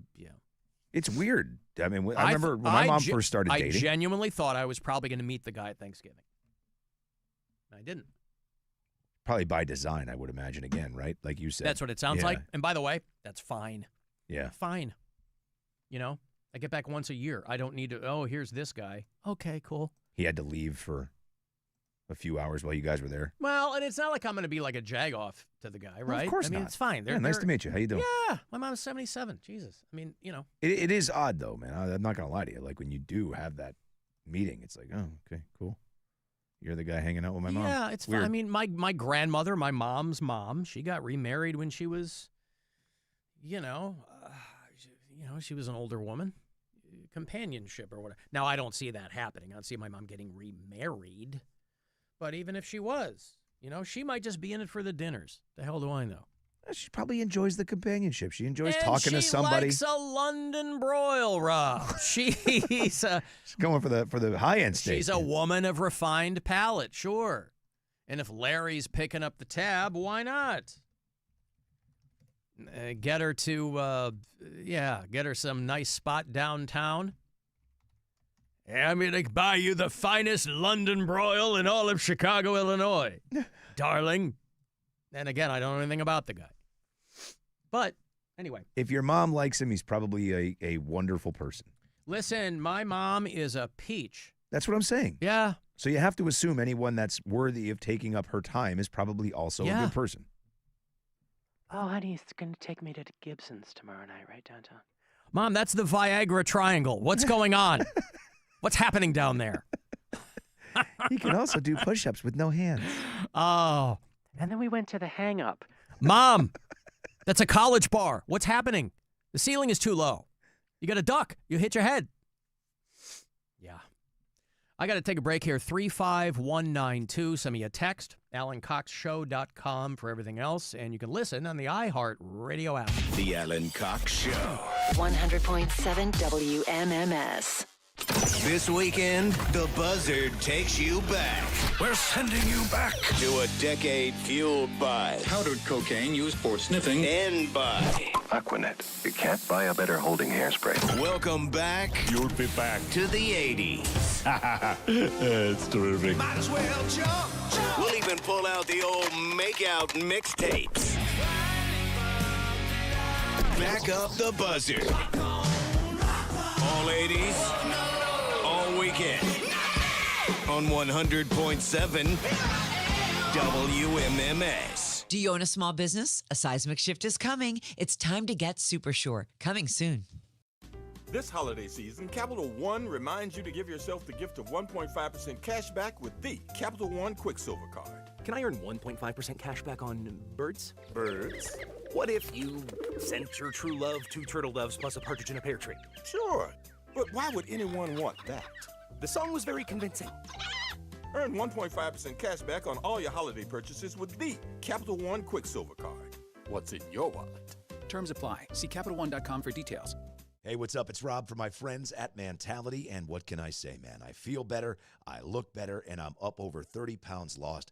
My total testosterone number has tripled. What's happening is exactly what they told me was going to happen and exactly what I had hoped was going to happen. If you're suffering from that low energy, that fatigue, that weight gain, being anxious or moody, mentalityhealth.com/radio. Tell them I sent you. Get yourself started today, and you could be feeling better in just a matter of months like I am. It's mentalityhealth.com/radio. This is the story of the one. As an HVAC technician, he and his digital multimeter are in high demand. So when a noisy office HVAC turns out to be a failing blower motor, he doesn't break a sweat. With Grainger's easy-to-use website and product information, he selects the product he needs to keep everything humming right along. Call 1-800-GRAINGER, click Grainger.com, or just stop by. Grainger, for the ones who get it done. What does living your best nonstop life mean to you? Cheering on your team at that big game? A music festival with friends? A family vacation? Or maybe a vacation from your family? Live your best nonstop life with low fares and nonstop flights only at Allegiant.com. Non-stop flights from Akron, Canton to Nashville, one way for as low as $51. Must be purchased by 12/10/2025 for travel between 3/5/2026 and 8/17/2026. Seats and dates are limited. Restrictions apply. See Allegiant.com for details. You won't see the engineer that slams the Nissan Rogue's door 13,920 times, or the corrosive chamber that simulates 15 years of life in 5 months, or the Rogue heat-baked for over 300 combined hours. What you will see is a vehicle that can take punch after punch and keep rolling. Nissan, #1 in new vehicle quality among mainstream brands by J.D. Power. We put it through the worst so you get its best. For J.D. Power 2025 U.S. Initial Quality Study Award information, visit jdpower.com/awards. Awards based on 2025 model year. Newer models may be shown. Give the gift of Mr. Hero this holiday season. All month long, get a free regular sandwich certificate valid in January when you buy $25 or more in Mr. Hero gift cards. In-store only. Happy holidays, everyone. I crave a hero. Hey, football fans, picture this. You bet on your favorite player to score the first touchdown in the game, but his teammate scores instead. If this happens, BetMGM wants to give you another chance at the end zone. With BetMGM's Second Chance promotion, you'll get your stake back if your first touchdown scorer scores second instead. That's right, bet on any pro football player to score the first touchdown of the game. If you're right, you win. If your player scores second, you get your stake back in cash. With BetMGM's Second Chance offer, you have a chance to keep the fun going after the first player crosses the goal line. Try a first TD scorer wager with confidence today. BetMGM. Make it legendary. BetMGM and GameSense remind you to play responsibly. See BetMGM.com for terms. 21 plus and present in Ohio. Existing customer offer. Subject to eligibility requirements. Rewards paid back in unrestricted withdrawable funds. Gambling problem? Call 1-800-GAMBLER. In partnership with MGM Northfield Park. Hey, it's Charlie here for Mr. Rooter, your professional plumbing problem solvers. They solve clogged drains, sump pump failures, leaky pipes, and can help you get ready for all winterization needs, including stormline inspections due to leaf buildup. Plumbing problems are stressful, but not for Mr. Rooter. They take the stress right off your shoulders by solving your problem the same day you call them. You heard me right. Same-day service, 7 days a week. Visit them at MrRooter.com. That's MRRooter.com. Now hiring with competitive pay and fantastic benefits. Mr. Rooter. Purple Wave Auction remains the trusted leader in online equipment auctions. What makes the difference is you. You are part of our growing global community that continues to trust Purple Wave with the equipment that builds and feeds America. This trust placed in us by our community, from construction to ag producers and fleet drivers, brings great equipment opportunities to their next owners. Join the Purple Wave community today. PurpleWave.com. Imagine the perfect chicken tender. Crispy, juicy, for lack of a better word, tendery. Now imagine these perfect tenders at Wendy's. 'Cause they are. Wendy's new chicken tenders are here with delicious new dipping sauces like Wendy's Signature, Creamy Ranch, and Honey Barbecue. And they're so good, we even changed our name from Wendy's to Tendies. I believe that's what the kids call manifesting.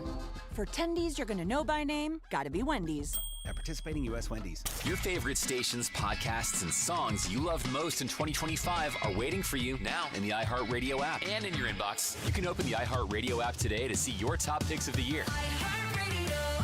Your 2025 Rewind starts now. If a Lenovo gaming computer is on your holiday list, don't shop around. Just go directly to the source, Lenovo.com. It's your last chance to score exclusive deals on the gaming PCs you want, like the Lenovo Legion Tower 5 Gen 10 gaming desktop and Lenovo Lock gaming laptop. So avoid all that shopping chaos and price comparing, and just go directly to the source, Lenovo.com, where PCs are up to 35% off. That's Lenovo.com. Lenovo. Bank of America is the nation's leading business lender, and we're ready to help with your next goal here in Cleveland. That's why we have over 3,700 local business specialists across the country. Because with the right team, your business and community prosper. What would you like the power to do? Learn more at bankofamerica.com/local business. Bank of America, official bank of FIFA World Cup 2026. Bank of America Corporation, all rights reserved. Jingle bells, Jeffrey smells. Yikes. It's that time of the year. Get ready with our limited edition Buzzard and Circle K wrapping paper. We are giving the first 75 fans a roll of limited edition Buzzard and Circle K wrapping paper. Just come out to see me at the last event at the Circle K at 35779 Vine Street in Eastlake, Wednesday the 10th from noon until 1 p.m. The first 75 fans get a roll of wrapping paper. There will also be a fuel price drop during the event. Wednesday the 10th from noon until 1 p.m. at the Circle K at 35779 Vine Street in Eastlake. Do you own a small business? A seismic shift is coming. It's time to get super sure. Traffic.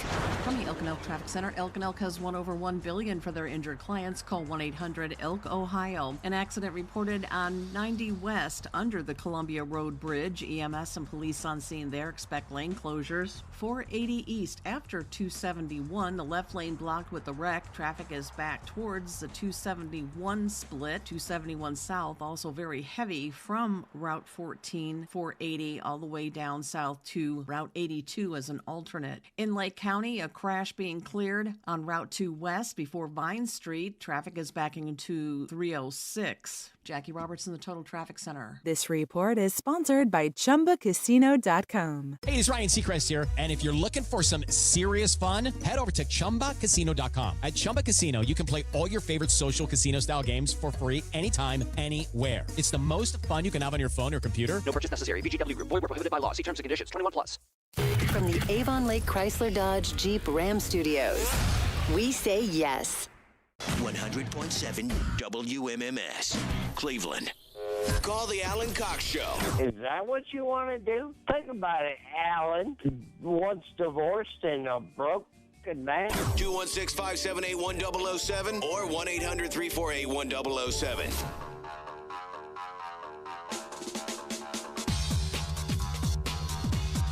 $35192. Want to send me a text? Email me at alancockshow.com and watch on our YouTube channel. Quite the lively chat in there, isn't there, Rob? And, of course, the iHeartRadio app. Listen there. Someone calls you a cutie good son. Who's that? In the chat, talking about you, saying, Alan, you're such a cutie good son. I am a good son. See? I'm a great son. I'm a pretty good dad. I'm a middling husband. I'm a great son. Now I have been accused. I shouldn't say accused. I have been described by exes and therapists as a mama's boy, Rob. Really? Now, I don't in any way think of myself that way. However, I do, if my shrinks will tell me that I have always given my mom a lot of latitude that may or may not be deserved based on the vagaries of my childhood, which that's a whole lot of therapy speak right there. But I don't think of myself. I love my mom. Always have. Hey, there's nothing really wrong with being a mama's boy. You're partial to your mother. I mean, I get it. Yeah. I mean, my dad worked all day long. Love my dad. Miss him every day. But my dad worked. If you are of a certain age and you think about how I'm a Gen Xer, but I have, two generations, quite literally, of children. I have two in their early 20s and I have a 9-year-old. And the way that when people talk about the way people raise their kids now as opposed to how we were raised, Yeah. I joked with my daughter the other night because my daughter she'll be in her room or something on her tablet doing like Duolingo or reading something, and then she'll come down in the TV room. I'll be watching something, and she'll be like, can we watch something else? I go, if I had ever walked in the room while my dad was watching something and said, let's watch something else. Yeah. He'd go, I said, who my are dad you? was, who are you? Get out of here, bastard. I don't care what you, And of course, I don't care. So I'm like, sure, what do you want to watch? Same. But yeah. So my mom was the one who, she was the one that was around. Where I notice it too is like, back in the day, there was more of the assigned seating things, like in the living room, like dad had a chair, spot on the couch, whatever. But like we'll be sitting watching something, and I'll get up, and I could take a leak or whatever, and I come back, and one of them's in my seat. And I'm like, hey. And they go, I wanted to change a spot and get myself comfortable. And I don't have balls big enough to be like, hey, get your little ass out of my seat. I won't do it. I'm like, all right. It would be a bigger deal to me if that vibe tips into like your kid being rude. Oh, there's no rude. Right, that's what I'm saying. Like, to me, it's not, because I got spanked. My parents believed very strongly in corporal punishment, right? Oh, yeah. Now, my younger brothers and my sister, not so much, but I was the oldest, and I was the one, I guess, I was getting in trouble at school. I was trying to be class clown and all that kind of stuff. And my parents, my mom in particular, very, very big on appearances. So she wasn't going to sit for that at all. So I got spanked a lot as a kid. So when I started having children, I was like, I'm never, ever doing that to my kids. Yeah, no, same. And my mom would always be like, good luck. So her thought was, spare the rod, spoil the child, right? Her thought was, good luck, wait until they're walking all over you, because blah, blah, blah. My kids never walked all over me. Same. I'm like, I go, you know what, Mom? I'm going to take my chances, right? I'm going to do it differently. I'm going to take my chances. Yeah, I've never spanked one of my kids. Same. And if I pressed the issue, if I was like, hey, beat it, they would in a second. And they have. But most of the time, if they do it, they'll give me that look, like the smile, like, oh, this is where I wanted to be sitting. And I'll just sit elsewhere. I have plenty of places to sit. You know what I mean? Yeah, my daughter, she's like, I go, we don't tell you no very often. She describes herself as a reasonable kid. My kid's a pisser. She describes herself really as reasonable, right? And so I go, we don't tell you no often, but when we do, it's for a very good reason, and we mean it. And there's like very little pushback or anything like that, you know. I have to go to her Christmas program tonight. The Christmas concert. 4th grade Christmas concert. Yeah. So they'll probably be up there playing a cigar box of rubber bands around it. I don't know. Oh, it's fun, isn't it? I got a text from Dustin down there in Georgia. Alan, I don't want to be a total creep. And in the most unperverted way possible, Jess has a very distinct smile. And there's an actress with a very similar mouth, but I can't think of her name. A very similar mouth, eh? Dustin in Georgia is laser focused on Jess's mouth. Well, that makes sense Welcome with the to accent. the Thunderdome. Huh? That makes sense with the accent. Why is You that? got a purty mouth. You got purty mouth down purty there. mouth there Yeah. in Georgia. Purty mouth. Now I need to know whose mouth I look like. Yeah, right? Whose mouth? Whose mouth? Similar actor mouth. Yeah. I was watching some of your speed rail performances, Jess. Oh, boy. Yeah. That was... I was randomly Googling some stuff when she was fronting Corey Roddick's band before she took off to Chicago. And I was watching some of those. Corey says we got to work on you for some shows coming up. Meaning What's what? that mean? Got to get you back. Got to start doing some more speed rail gigs, I think. That's what he wants. Oh, I see. We did do one. We did a benefit out in Geneva on the Lake, and that was our reunion after, God, I think we hadn't played together for like 3 years, 5 years, something like that. It was He's a fun ready. time. He's ready. He's always ready. He loves speed rail. He does. And I love him, so just do whatever makes him happy. I do too. I love Corey. Well, anyway, Dustin from Georgia not being a creep. And But that's you good. got a purty mouth. Hey, man, why don't you put it? No, he knows what's up. Of course. I need to know now.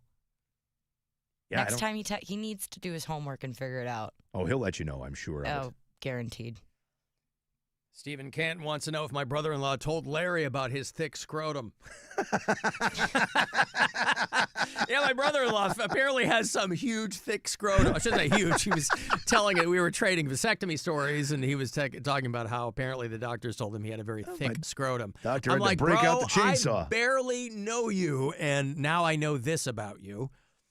I could count on one hand the things I know about you since you married my sister a year and a half ago, and now I know that. Thick scrotum is one of the things you know. It's so good. A thick scrotum. Right. So, yeah. Yeah. Somebody said, where is it? I eat diamonds or in my poop. We were talking about your bowel movement frequency earlier. You know what that has to do with your health and how much is too much. Somebody texted me that they go like 8 times a day, and I'm That's just like, not good. That's what they called the diarrhea. Yeah. At that point, just wear something. Right. Because you're just always pooping. Yeah. No, somebody said that they were joking. They eat diamonds, so they're dookie glitters. And I'm like, that's a good drag name. Dookie Glitters? Dookie Glitters is a good drag name. That's fantastic. Dookie Glitters. Yeah. Hi. I like that. Well, anyway, I can't find it, but it was somewhere in there. Oh, no, I got it wrong. Alan, I sprinkled diamonds on my food so that my Dookie twinkles. Even better. Yeah, Dookie Twinkles is a good drag name. Dookie Twinkles is even better than Dookie Glitters. Yeah, that's great. Hi, Alan. This is Christine in East Rochester. I'm listening to the podcast, and you said the cleaning lady mentioned you look like Ozzy Osbourne. I don't see that either, but I did see your doppelganger at the Gojira concert in August of 2023 at Jacob's Pavilion. I almost called out your name, but I realized it wasn't you because you had an appearance, and this guy was wearing socks with sandals. Hate the show. Oh, boy, how about that? That is a very specific look, man. And that is Bizarro World Alan Cox. Like, there is, if you were going to find the exact opposite human, that's him. Right. The day you left the house in socks and sandals, shorts, socks, and sandals, it's an impossibility. It would never happen. You would have to think someone has your family held hostage if anybody ever saw you like that. Yeah, but what a flex. I agree, but I'm saying you would never do it. Don't tell me how to live. I mean, I probably wouldn't. But now you're going to. I mean, if you see me at a Gojira show and I'm wearing socks and sandals, you can yell out. It ain't going to be me, but... And if you do it, I think someone's got your family held hostage. Like, that's just the antithesis of you. Well, I was going to say, that wouldn't really be my sartorial choice. However, that is a punk rock move, boy, to bring back socks with sandals. I do like how my dad used to mow the lawn, the socks and sandals. I wear the... Bringing back socks with sandals. What? Socks with sandals. Bringing back socks with sandals. What? Socks with sandals. Socks with sandals. I wear my socks and Birks in the house. See, I don't have Birkenstocks. I do, and I wear them around the house with socks. Why? Because I like to. But why not just wear socks? You know, because I like to have some, what do you call it? Some support on my feet. Some people only want to walk around barefoot. I don't like that. But my tootsies get cold. Yep. So I walk around my house in socks. I have slippers, but I like to wear my Birks because they're indoor Birks. I don't wear them outside often. So I wear those, and then I have a nice pair of LL Bean slippers I wear. Oh. So it kind of goes between the two. My Birks are my first floor shoe. Are these like slide-on fuzzy slippers? Is there a back to moccasins? Them? Moccasins. Uh-huh. Type in LL Bean moccasin. You'll find them bitches. Do you have, and I like LL Bean stuff, do you have a smoking jacket? Oh, I see. These are like shearling slippers. That's them. The first pair you see, the wicked good sheepskin shearling. That's my jam. Those are my indoor slips. Wow. I go to those pretty much exclusively right around Christmas time. But these look like outdoor shoes. They're not. I mean, they could be, They're I suppose. moccasins. They have the stuff on the bottom. I wear it right now. It's still Birks because they're still around. I'll put those away soon. But right around Christmas, I'll switch exclusively to the wicked good sheepskin, dude. I remember when I was a kid, the one time I met my paternal grandmother. We didn't really know my dad's side of the family. The one time I met my dad's mother, she was living in New Mexico. We visited her. I'm sorry, she visited us. We didn't go anywhere. She had come out to Illinois, and she brought, because she's living in New Mexico, and she was living, she was an artist and so completely opposite from what we knew about my dad. And then she was living like adjacent to an indigenous community. And so she had brought back all of this like native stuff. And so she had, my sister wasn't born yet. It was me and my two brothers. And she brought us all handmade moccasins. Like legit moccasins. Nothing comfy about them. But I loved those things. I loved them. And so the thought, Rob, of getting LL Bean moccasins. Yeah. Please. Oh, so you're saying you wouldn't do this? No. Because you've had the real ones. Yes. Oh, well, you're crazy. Because these ones are incredible. I know, Worth and I love every LL Bean single stuff, too. penny you spend on I them. know. All right. TJ made me laugh in the chat. He wrote out Dookie Twinkles, but he wrote it as Duke E. Twinkles. Salute. And I feel salute. like, Yeah, and I Duke feel like E. that Twinkles. that's now, I got to use that in some way. It's going to be my name. Hi, I'm Duke Ebenezer Twinkles. Duke Edward. Duke Edward Twinkles. Yeah. All right, well, then maybe I'll bookmark these. Get yourself a pair? Maybe. Gonna get you a pair of moccasins? I'm not a slipper guy, though. I'm not walking dude. around the house in slippers. But here's the thing. I wear socks, too, because I don't like them to stink. Like, I don't want my feet to stink. So well, I'll because wear... they look warm, so your feet would they're probably warm. get real sweaty real they're fast. so, and that's what it is. You take them off, get a little reprieve from the moccasin. You know what I mean? But then you got the sandals on, and your toes don't get cold. See, it's like that's why I love the sock with the moccasin. Socks with the mocks, you see? It's an important thing. Alan, the kids are doing socks and Birkenstocks. Yes. Athletes are doing slides and socks. Now, if you're doing sporting socks and strap sandals, you should seek a therapist. Yeah, the guys who wear the socks and like the Tevas, yeah, that's a whole other thing. Listen, I think you should do whatever you want to do. I'm just not like a slipper guy. Oh, never have You been. got to get a good pair, man. Get a good pair of slippers. Nothing better. Yeah. Put your feet up. A little fire going. Nice. Alan, I'm a barefoot guy. Even though my tootsies get cold, I put up with it because I'm a grown-ass man. Well, you're right. That's what makes you a man. Yeah, I was gonna say I don't know Cold what toes makes you a man. I don't know what the flex is there. I don't like my feet to be cold, so I can because I'm a grown-ass man, I can put socks on my feet. You know the difference between us? You have cold feet and we don't. I don't see how that makes you a man. Why do I want why should I? Oh, you know what else I don't do? I don't turn my goddamn heat on until February. I'm a real man. It's 43 degrees in my kitchen. Hey, listen, you want icicles hanging from your balls? Go That's for your it. choice. Have at it. Yeah, go Enjoy nuts. those cold feet. I'm going to keep wearing my Bomba socks and my beauty little moccasins. Yeah. I mentioned the dog show. While we were gone for Thanksgiving, they had that dog show on there.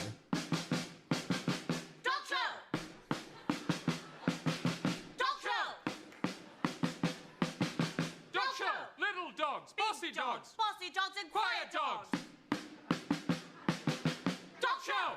And now it's time for letter of the day. This one comes from Miss Blanche Richmond of Cleveland, Ohio. She also included a small oil painting of her Papillon, Lord Pistachio.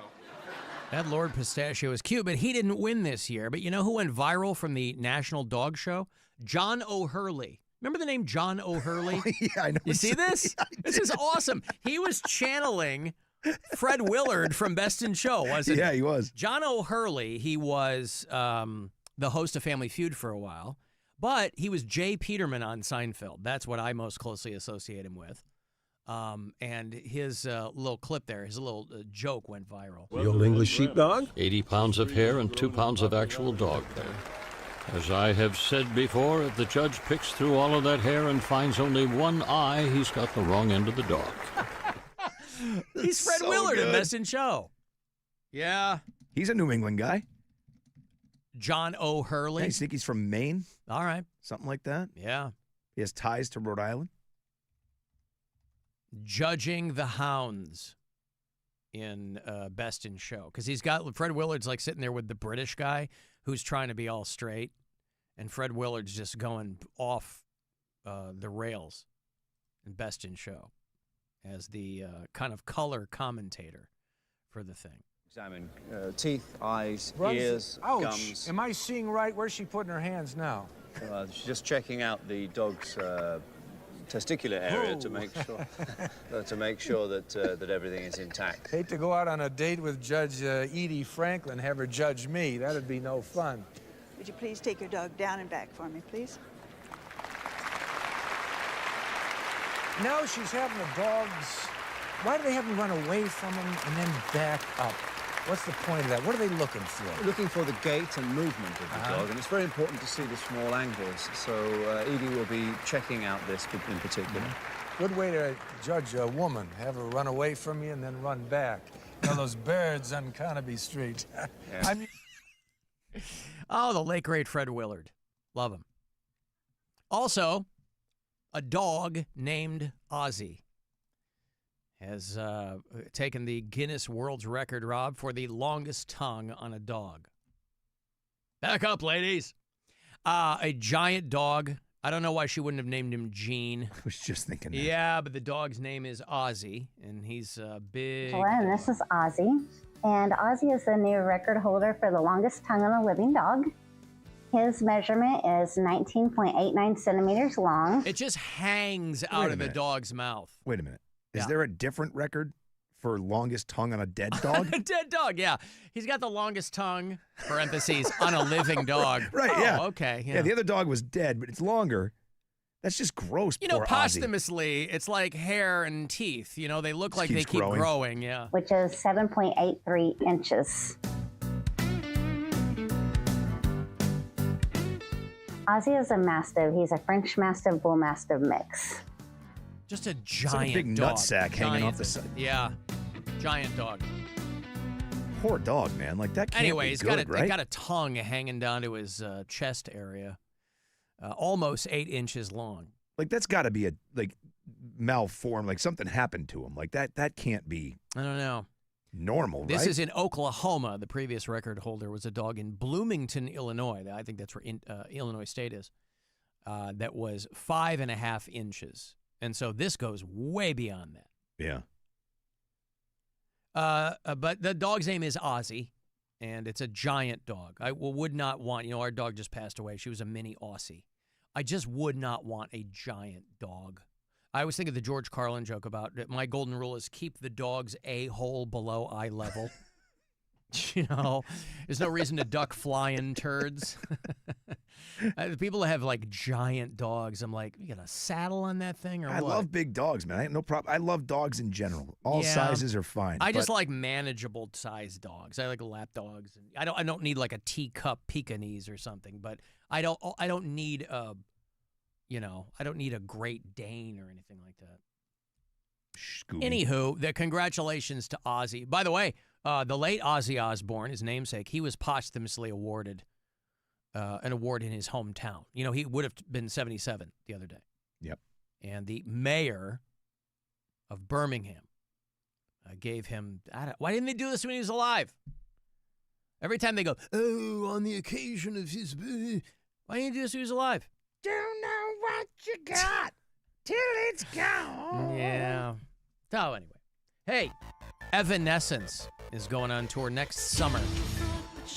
And got some heavy hitters with them, by the way. Spirit Box in the opening slot on the Cleveland stop. And Nova Twins, who are, they're divisive, but they're entertaining.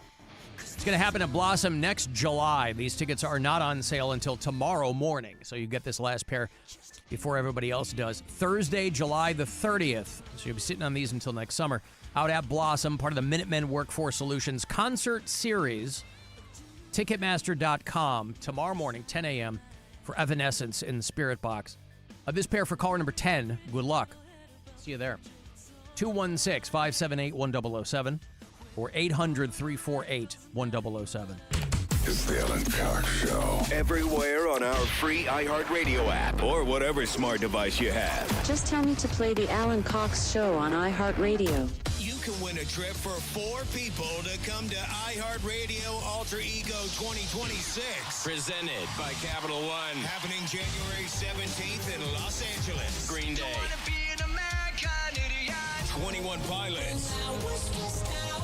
Cage the Elephant. Another ain't no rest for the wicked. Sublime. Is what I got. Good Charlotte.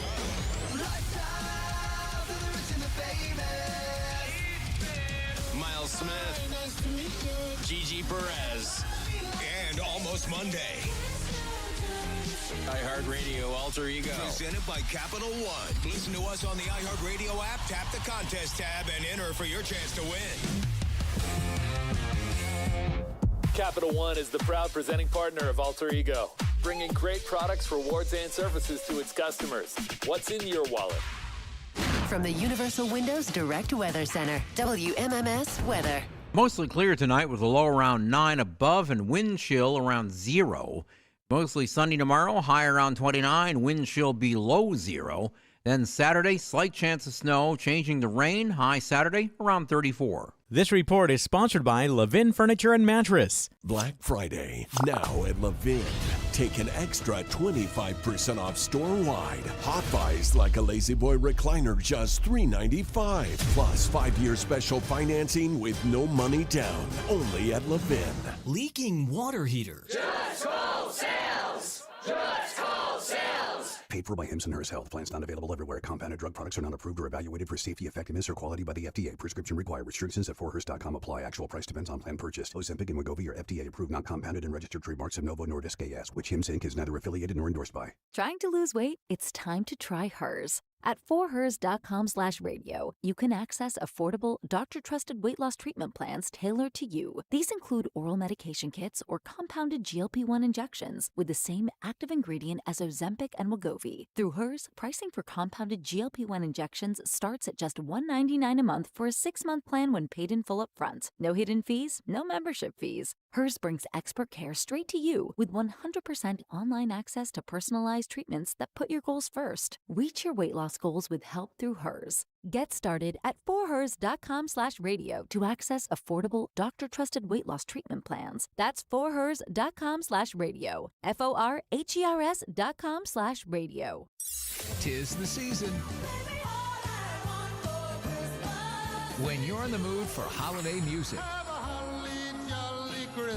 listen live with the iHeartRadio app and on your radio to Magic 105.7, Cleveland's #1 Christmas music station. This is the story of the one. As the purchasing manager at a manufacturing plant, she knows the only thing more important than having the right safety gear is having it there when you need it. That's why she partners with Grainger for auto reordering, so her team members can count on her to have cut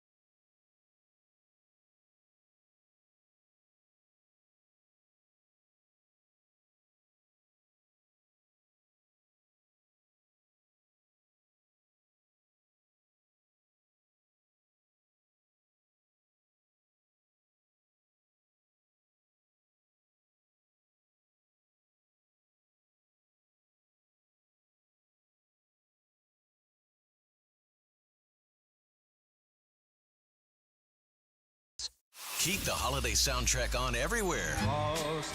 The snowman. Open the free iHeartRadio app and listen to Magic 105.7, Cleveland's Christmas music station. On the go, tap the holiday banner or just search holiday. And you'll see customized stations like iHeart Christmas Classics, iHeart Country Christmas, and tons of playlists to set the mood. You've got enough to do. Let us handle the music. Open the free iHeartRadio app now and start listening. The Alan Cox Show. Sure, you could listen to another show, but then how would you find the puppies we've buried in boxes around the city? 100.7 WMMS.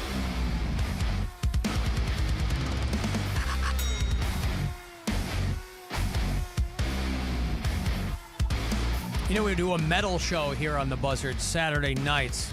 This week and next week will be our last two shows of the year, with me and the aforementioned Corey Roddick and Patrick Butler, Esquire. It's called 2 Hours to Midnight. And we really run the gamut, boy. We play a lot of brand new metal. We play a lot of throwbacks, play some local stuff as well. So we always like to let you know if you have an affinity for heavy metal in all of its forms, like to let you know what's going on locally. And so that is Saturday night, 10 o'clock, as the name implies. 2 hours to midnight on the Buzzard. Playing local metal this week from After the Apocalypse and Integrity, a couple of local bands. But I got a throwback from Melvin's I'll play for you. Got some brand new stuff from a band called Cold Communion, who are great.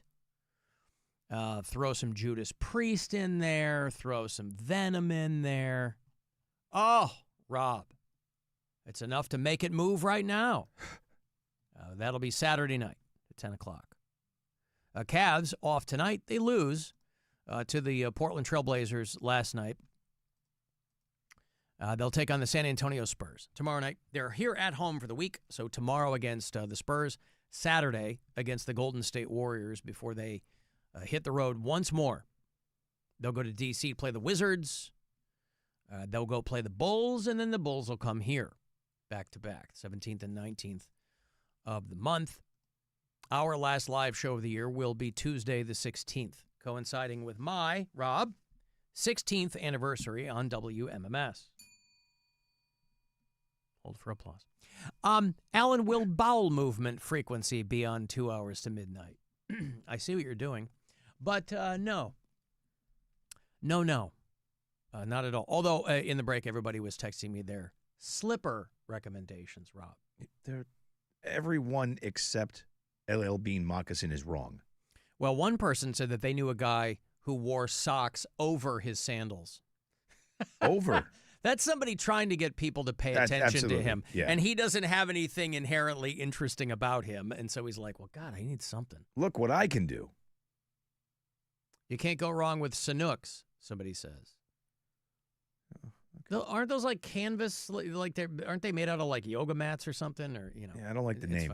It's fine. Sanooks. I don't like the way it looks. Well, somebody, Rachel sent me a link to. She goes, my husband has a pair of these, and they were Olakais, and I have which I like the brand. I had those flip flops. Yeah, I have Olakai. I have water shoes that I like a lot. She said this is what my husband has. No looking back. They're great on the sand, and I love them for that because they don't give. They're nice for sand walking, but I don't need them in a slipper. Right. Great flip-flop, though. And, by the way, the link she sent me that are the slippers her husband has, $140 slippers. I don't need premium leather slippers. I'm not going to be walking around in these. Rob was recommending something for around the house. I'm okay in my socks. I think mine are what? You looked them up. Like $100? $89? $89. Hey, there you go. Yeah, that's fair. I'm just saying that, and I'm not, because I do walk around in socks, if I even see, and I go through socks, I'm always buying socks, because if I see a pinhole hole in a sock, I throw the whole pair out. I don't need holes in my socks. You're one of those guys, huh? I'm one of those guys. Good for you, man. As soon as I see a hole in any, if I see a hole in a pair of boxers, out and Z. Oh, see, out they go, that's in where I was, the garbage. That's where I was bad. I had a pair I hung on to until it was like a loincloth. I think a lot of guys do. They're like, "Oh, they're so comfy." I go, "Yeah, but there's nothing left. It looks like you're wearing a garter. It looks like you're wearing a belted maxi pad at some point from the 60s." There was literally nothing left to them. It was a waistband and a couple of pieces in the front and the back. I don't even think the two were attached anymore, but I couldn't get rid of them because they were like my lucky underwear when I traveled. Yeah. I kept them forever. Alan, who in the holy hell was on WMMS this morning around 5:30? Tony? Captain Tony? Yeah. Would have been. I don't is there any context or just that question? I don't know. Just that question. It would have been Tony. All right. Oh, he must have said something where he had an opinion. God knows that's not allowed. You think? Is that what it was? Guaranteed, right? 5:30. Where was he at 5:30? He was coming out. He's going into sleep token. Yeah. Or did he talk again after that? No.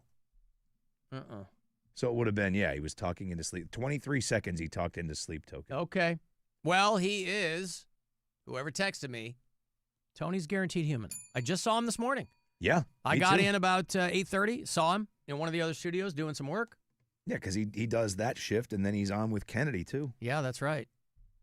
The busy dude. Kennedy was all mad at me. Why? Told me he talked about me on their show. Talked about you on their show? Yeah. In Akron? Yeah. Why? Rob from the Alan Cox Show.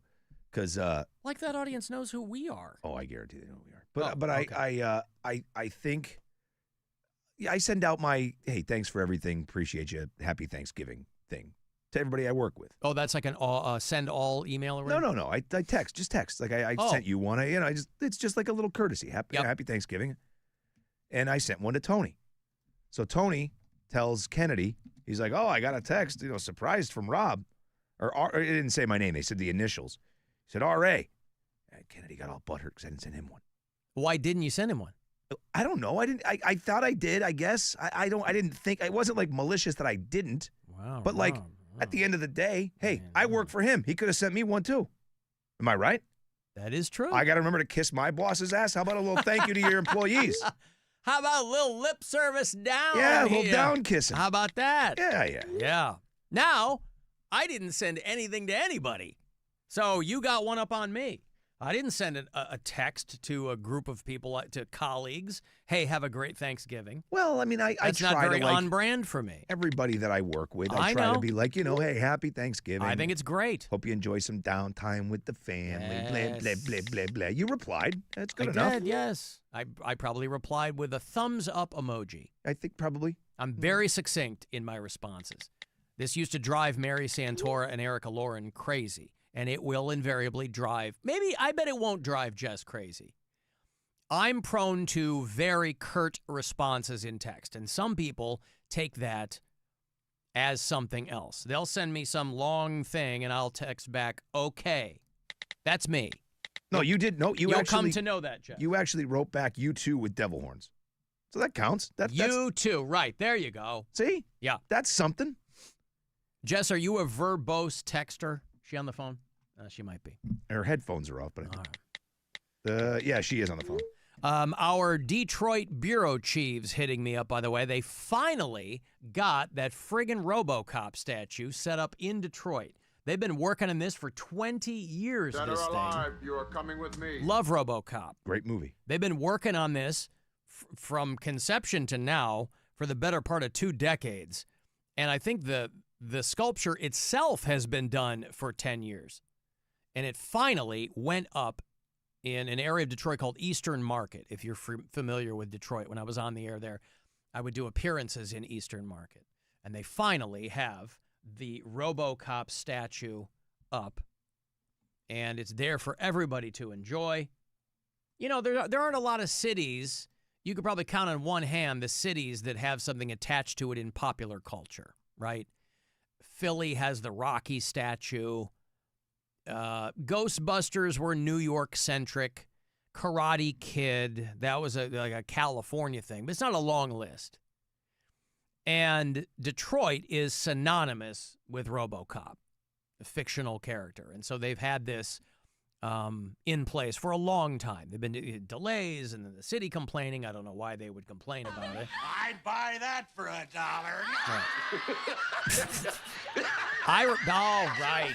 I remember RoboCop came out a couple of weeks after my 16th birthday. It came out in July of '87, if memory serves. And I snuck into the drive-in in the trunk, Rob. How do you like that? Look at you. Because I couldn't get in legally. So I went with a couple of friends who were able to get in legally. And I went in the trunk. Now, what I was worried about is that they wouldn't let me out of the trunk. That would have been the prank. That would have been the goof. But they were a couple of friends, wasn't worried about it. So I saw RoboCop in the drive-in when it came out. RoboCop was a movie, by the way, if you know anything about it or you remember. I know they've remade it, and you can't believe that they would take RoboCop and remake it and it would be terrible. But they did, and it was. But the original RoboCop had initially gotten an X rating because for the mid-'80s, director Paul Verhoeven was the guy who did it. He did Total Recall. He did Starship Troopers, I think. So this guy knew his way around some graphic violence, and they had initially given RoboCop an X rating because they were like, there's too much gore, there's too much, violence in everybody. When they first kill Peter Weller, right before they turn him into RoboCop, that's like a long, extended, nasty sequence. Yeah, that's not a quick death. No. And so they were like, because NC-17 wasn't a thing yet. That wouldn't show up for like 3 or 4 more years. And they were like, we're never going to get this in theaters if it has an X rating. Because it was attached to porn films. But they were like, there's so much in this, it's going to get an X. I thought that's all that meant. I think that was their way of getting him to cut the movie, because then he made a couple of changes here and there, and they gave it a hard R. But the X was, they were like, well, we need something for movies that aren't porn, but have a lot of stuff to let people know. Because the R you could get in under 17 if you had parent or guardian. NC-17, you had to be 17. There was a movie that came out called Henry and June about Aeneas Nin and Henry Miller. That was the first NC-17 movie, I think. It was Uma Thurman. So that would have been a few years after RoboCop. But, yeah, I saw RoboCop at the drive-in movies. Jesus, X-rated. With a couple of guy friends, because I was super cool. X-rated hasn't been a thing since, like, the 90s. It says no, not for like wide release films, but there were a handful of movies that were like, this is going to get an X. But again, it was mostly reserved for porn, so I think that was the way that the MPAA got directors to cut their movies. Only suitable for adults. That's what, and then NC-17 replaced it in 1990. 1990, Henry and June, yeah. Wow. Pretty wild. No idea. Yeah. I always thought X-rated just meant porn. Well, I mean, again, it mostly did, and I think that they knew that. And so they were like, we're going to give it an X, and distributors aren't going to want it in their theaters because everybody's going to think it's porn. So was XXX like a marketing decision, or did that mean there was like penny? Well, because didn't there used to be double in XXX? That I don't know. I'm just wondering, like, it's so X-rated, it's XXX rated. Yeah, that I don't remember. Huh. But, to me, Rob, XXX is, that's what I like stamped on my jug of hooch when I'm ordering my moonshine from the Appalachian foothills. I ask them to make sure that it has 3 X's on it, because that's how I know it's good. I don't need brown lightning. Little cartoon bomb. I need white lightning. Yeah. Yeah. Do you still play the ceramic jugs? I mean, occasionally, I'm an Emmett Otter acolyte. Yeah. Yeah, exactly. Yeah, that's me. 8th grade talent show. Alan, Caleb, and Kent, listening on the podcast. I don't know if anybody's brought this to your attention yet, but one of the ads that is running on rotation on the podcast is this guy talking about Alzheimer's drugs or Alzheimer's screening. It's very much not funny. However, the guy has a similar voice to the semen in the lattes guy. I'm not saying it's a dead ringer, but it's close enough to maybe give it a shot.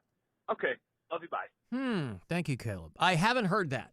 I haven't heard a lot of the advertisements on the app. So one for Alzheimer's. You heard that? No, but I wonder if he's talking about the same one that we hear with that dude. That's TD Jakes, though. This week I'm talking to Denzel. Is that? That's TD Jakes. But I wonder, it does have a very similar sound to what he's talking about. Oh, I don't know. They were taking specimens of male semen and they were putting it in the blends of their lattes. Lattes? That's that David Manning guy. He's that goofball there in New York who lost his church, and then it got bought up by like an LGBTQ organization or something. Yeah. Everyone that practices sodomy from the day of this message will get cancer in the butthole. It'll burn and burn and burn. Maybe that guy is doing Alzheimer's advertisements. The worst kind of cancer, right in the butthole. Why, by the way, aren't they getting our buddy Mario Lopez to do them? Well, guys, Mario Lopez, what's going on? Listen, Thanksgiving and the holidays around the corner. There's a lot of people in your family who might not be able to remember them. Because that guy can pivot, boy. What the hell Hey, was what's I up? It's doing? Mario Lopez. Back to school is an exciting time, but it can also be overwhelming, and kids may feel isolated, a vulnerability that human traffickers can exploit. Yes. I love that no one, not a single person, Mario Lopez isn't sitting in front of Adobe cutting his own stuff. No one was like, hey, Mario, why don't you take that one again? And at that part where you're like, hey, why don't you tone it down a little bit? Right. And just sort of start it and go, hey, it's Mario Lopez. Let me talk to you about something serious. Yeah, take it down an octave. Just one. Yep. They have to go crazy. Nope, they wanted him to be the full Mario. Full Saved by the Bell Mario Lopez. Yeah. Hey, everybody. AC Slater in full bloom. Let me talk to you about something awesome. Well, not so great, but. Guys, Mario Lopez. Listen, Alzheimer's is terrible. Yeah. Let me tell you. Hey, Alan. Mario Lopez here. The holidays are just around the corner, and it's a wonderful time to spend time with family and friends and give thanks. But it's also the time of the year where most people commit suicide.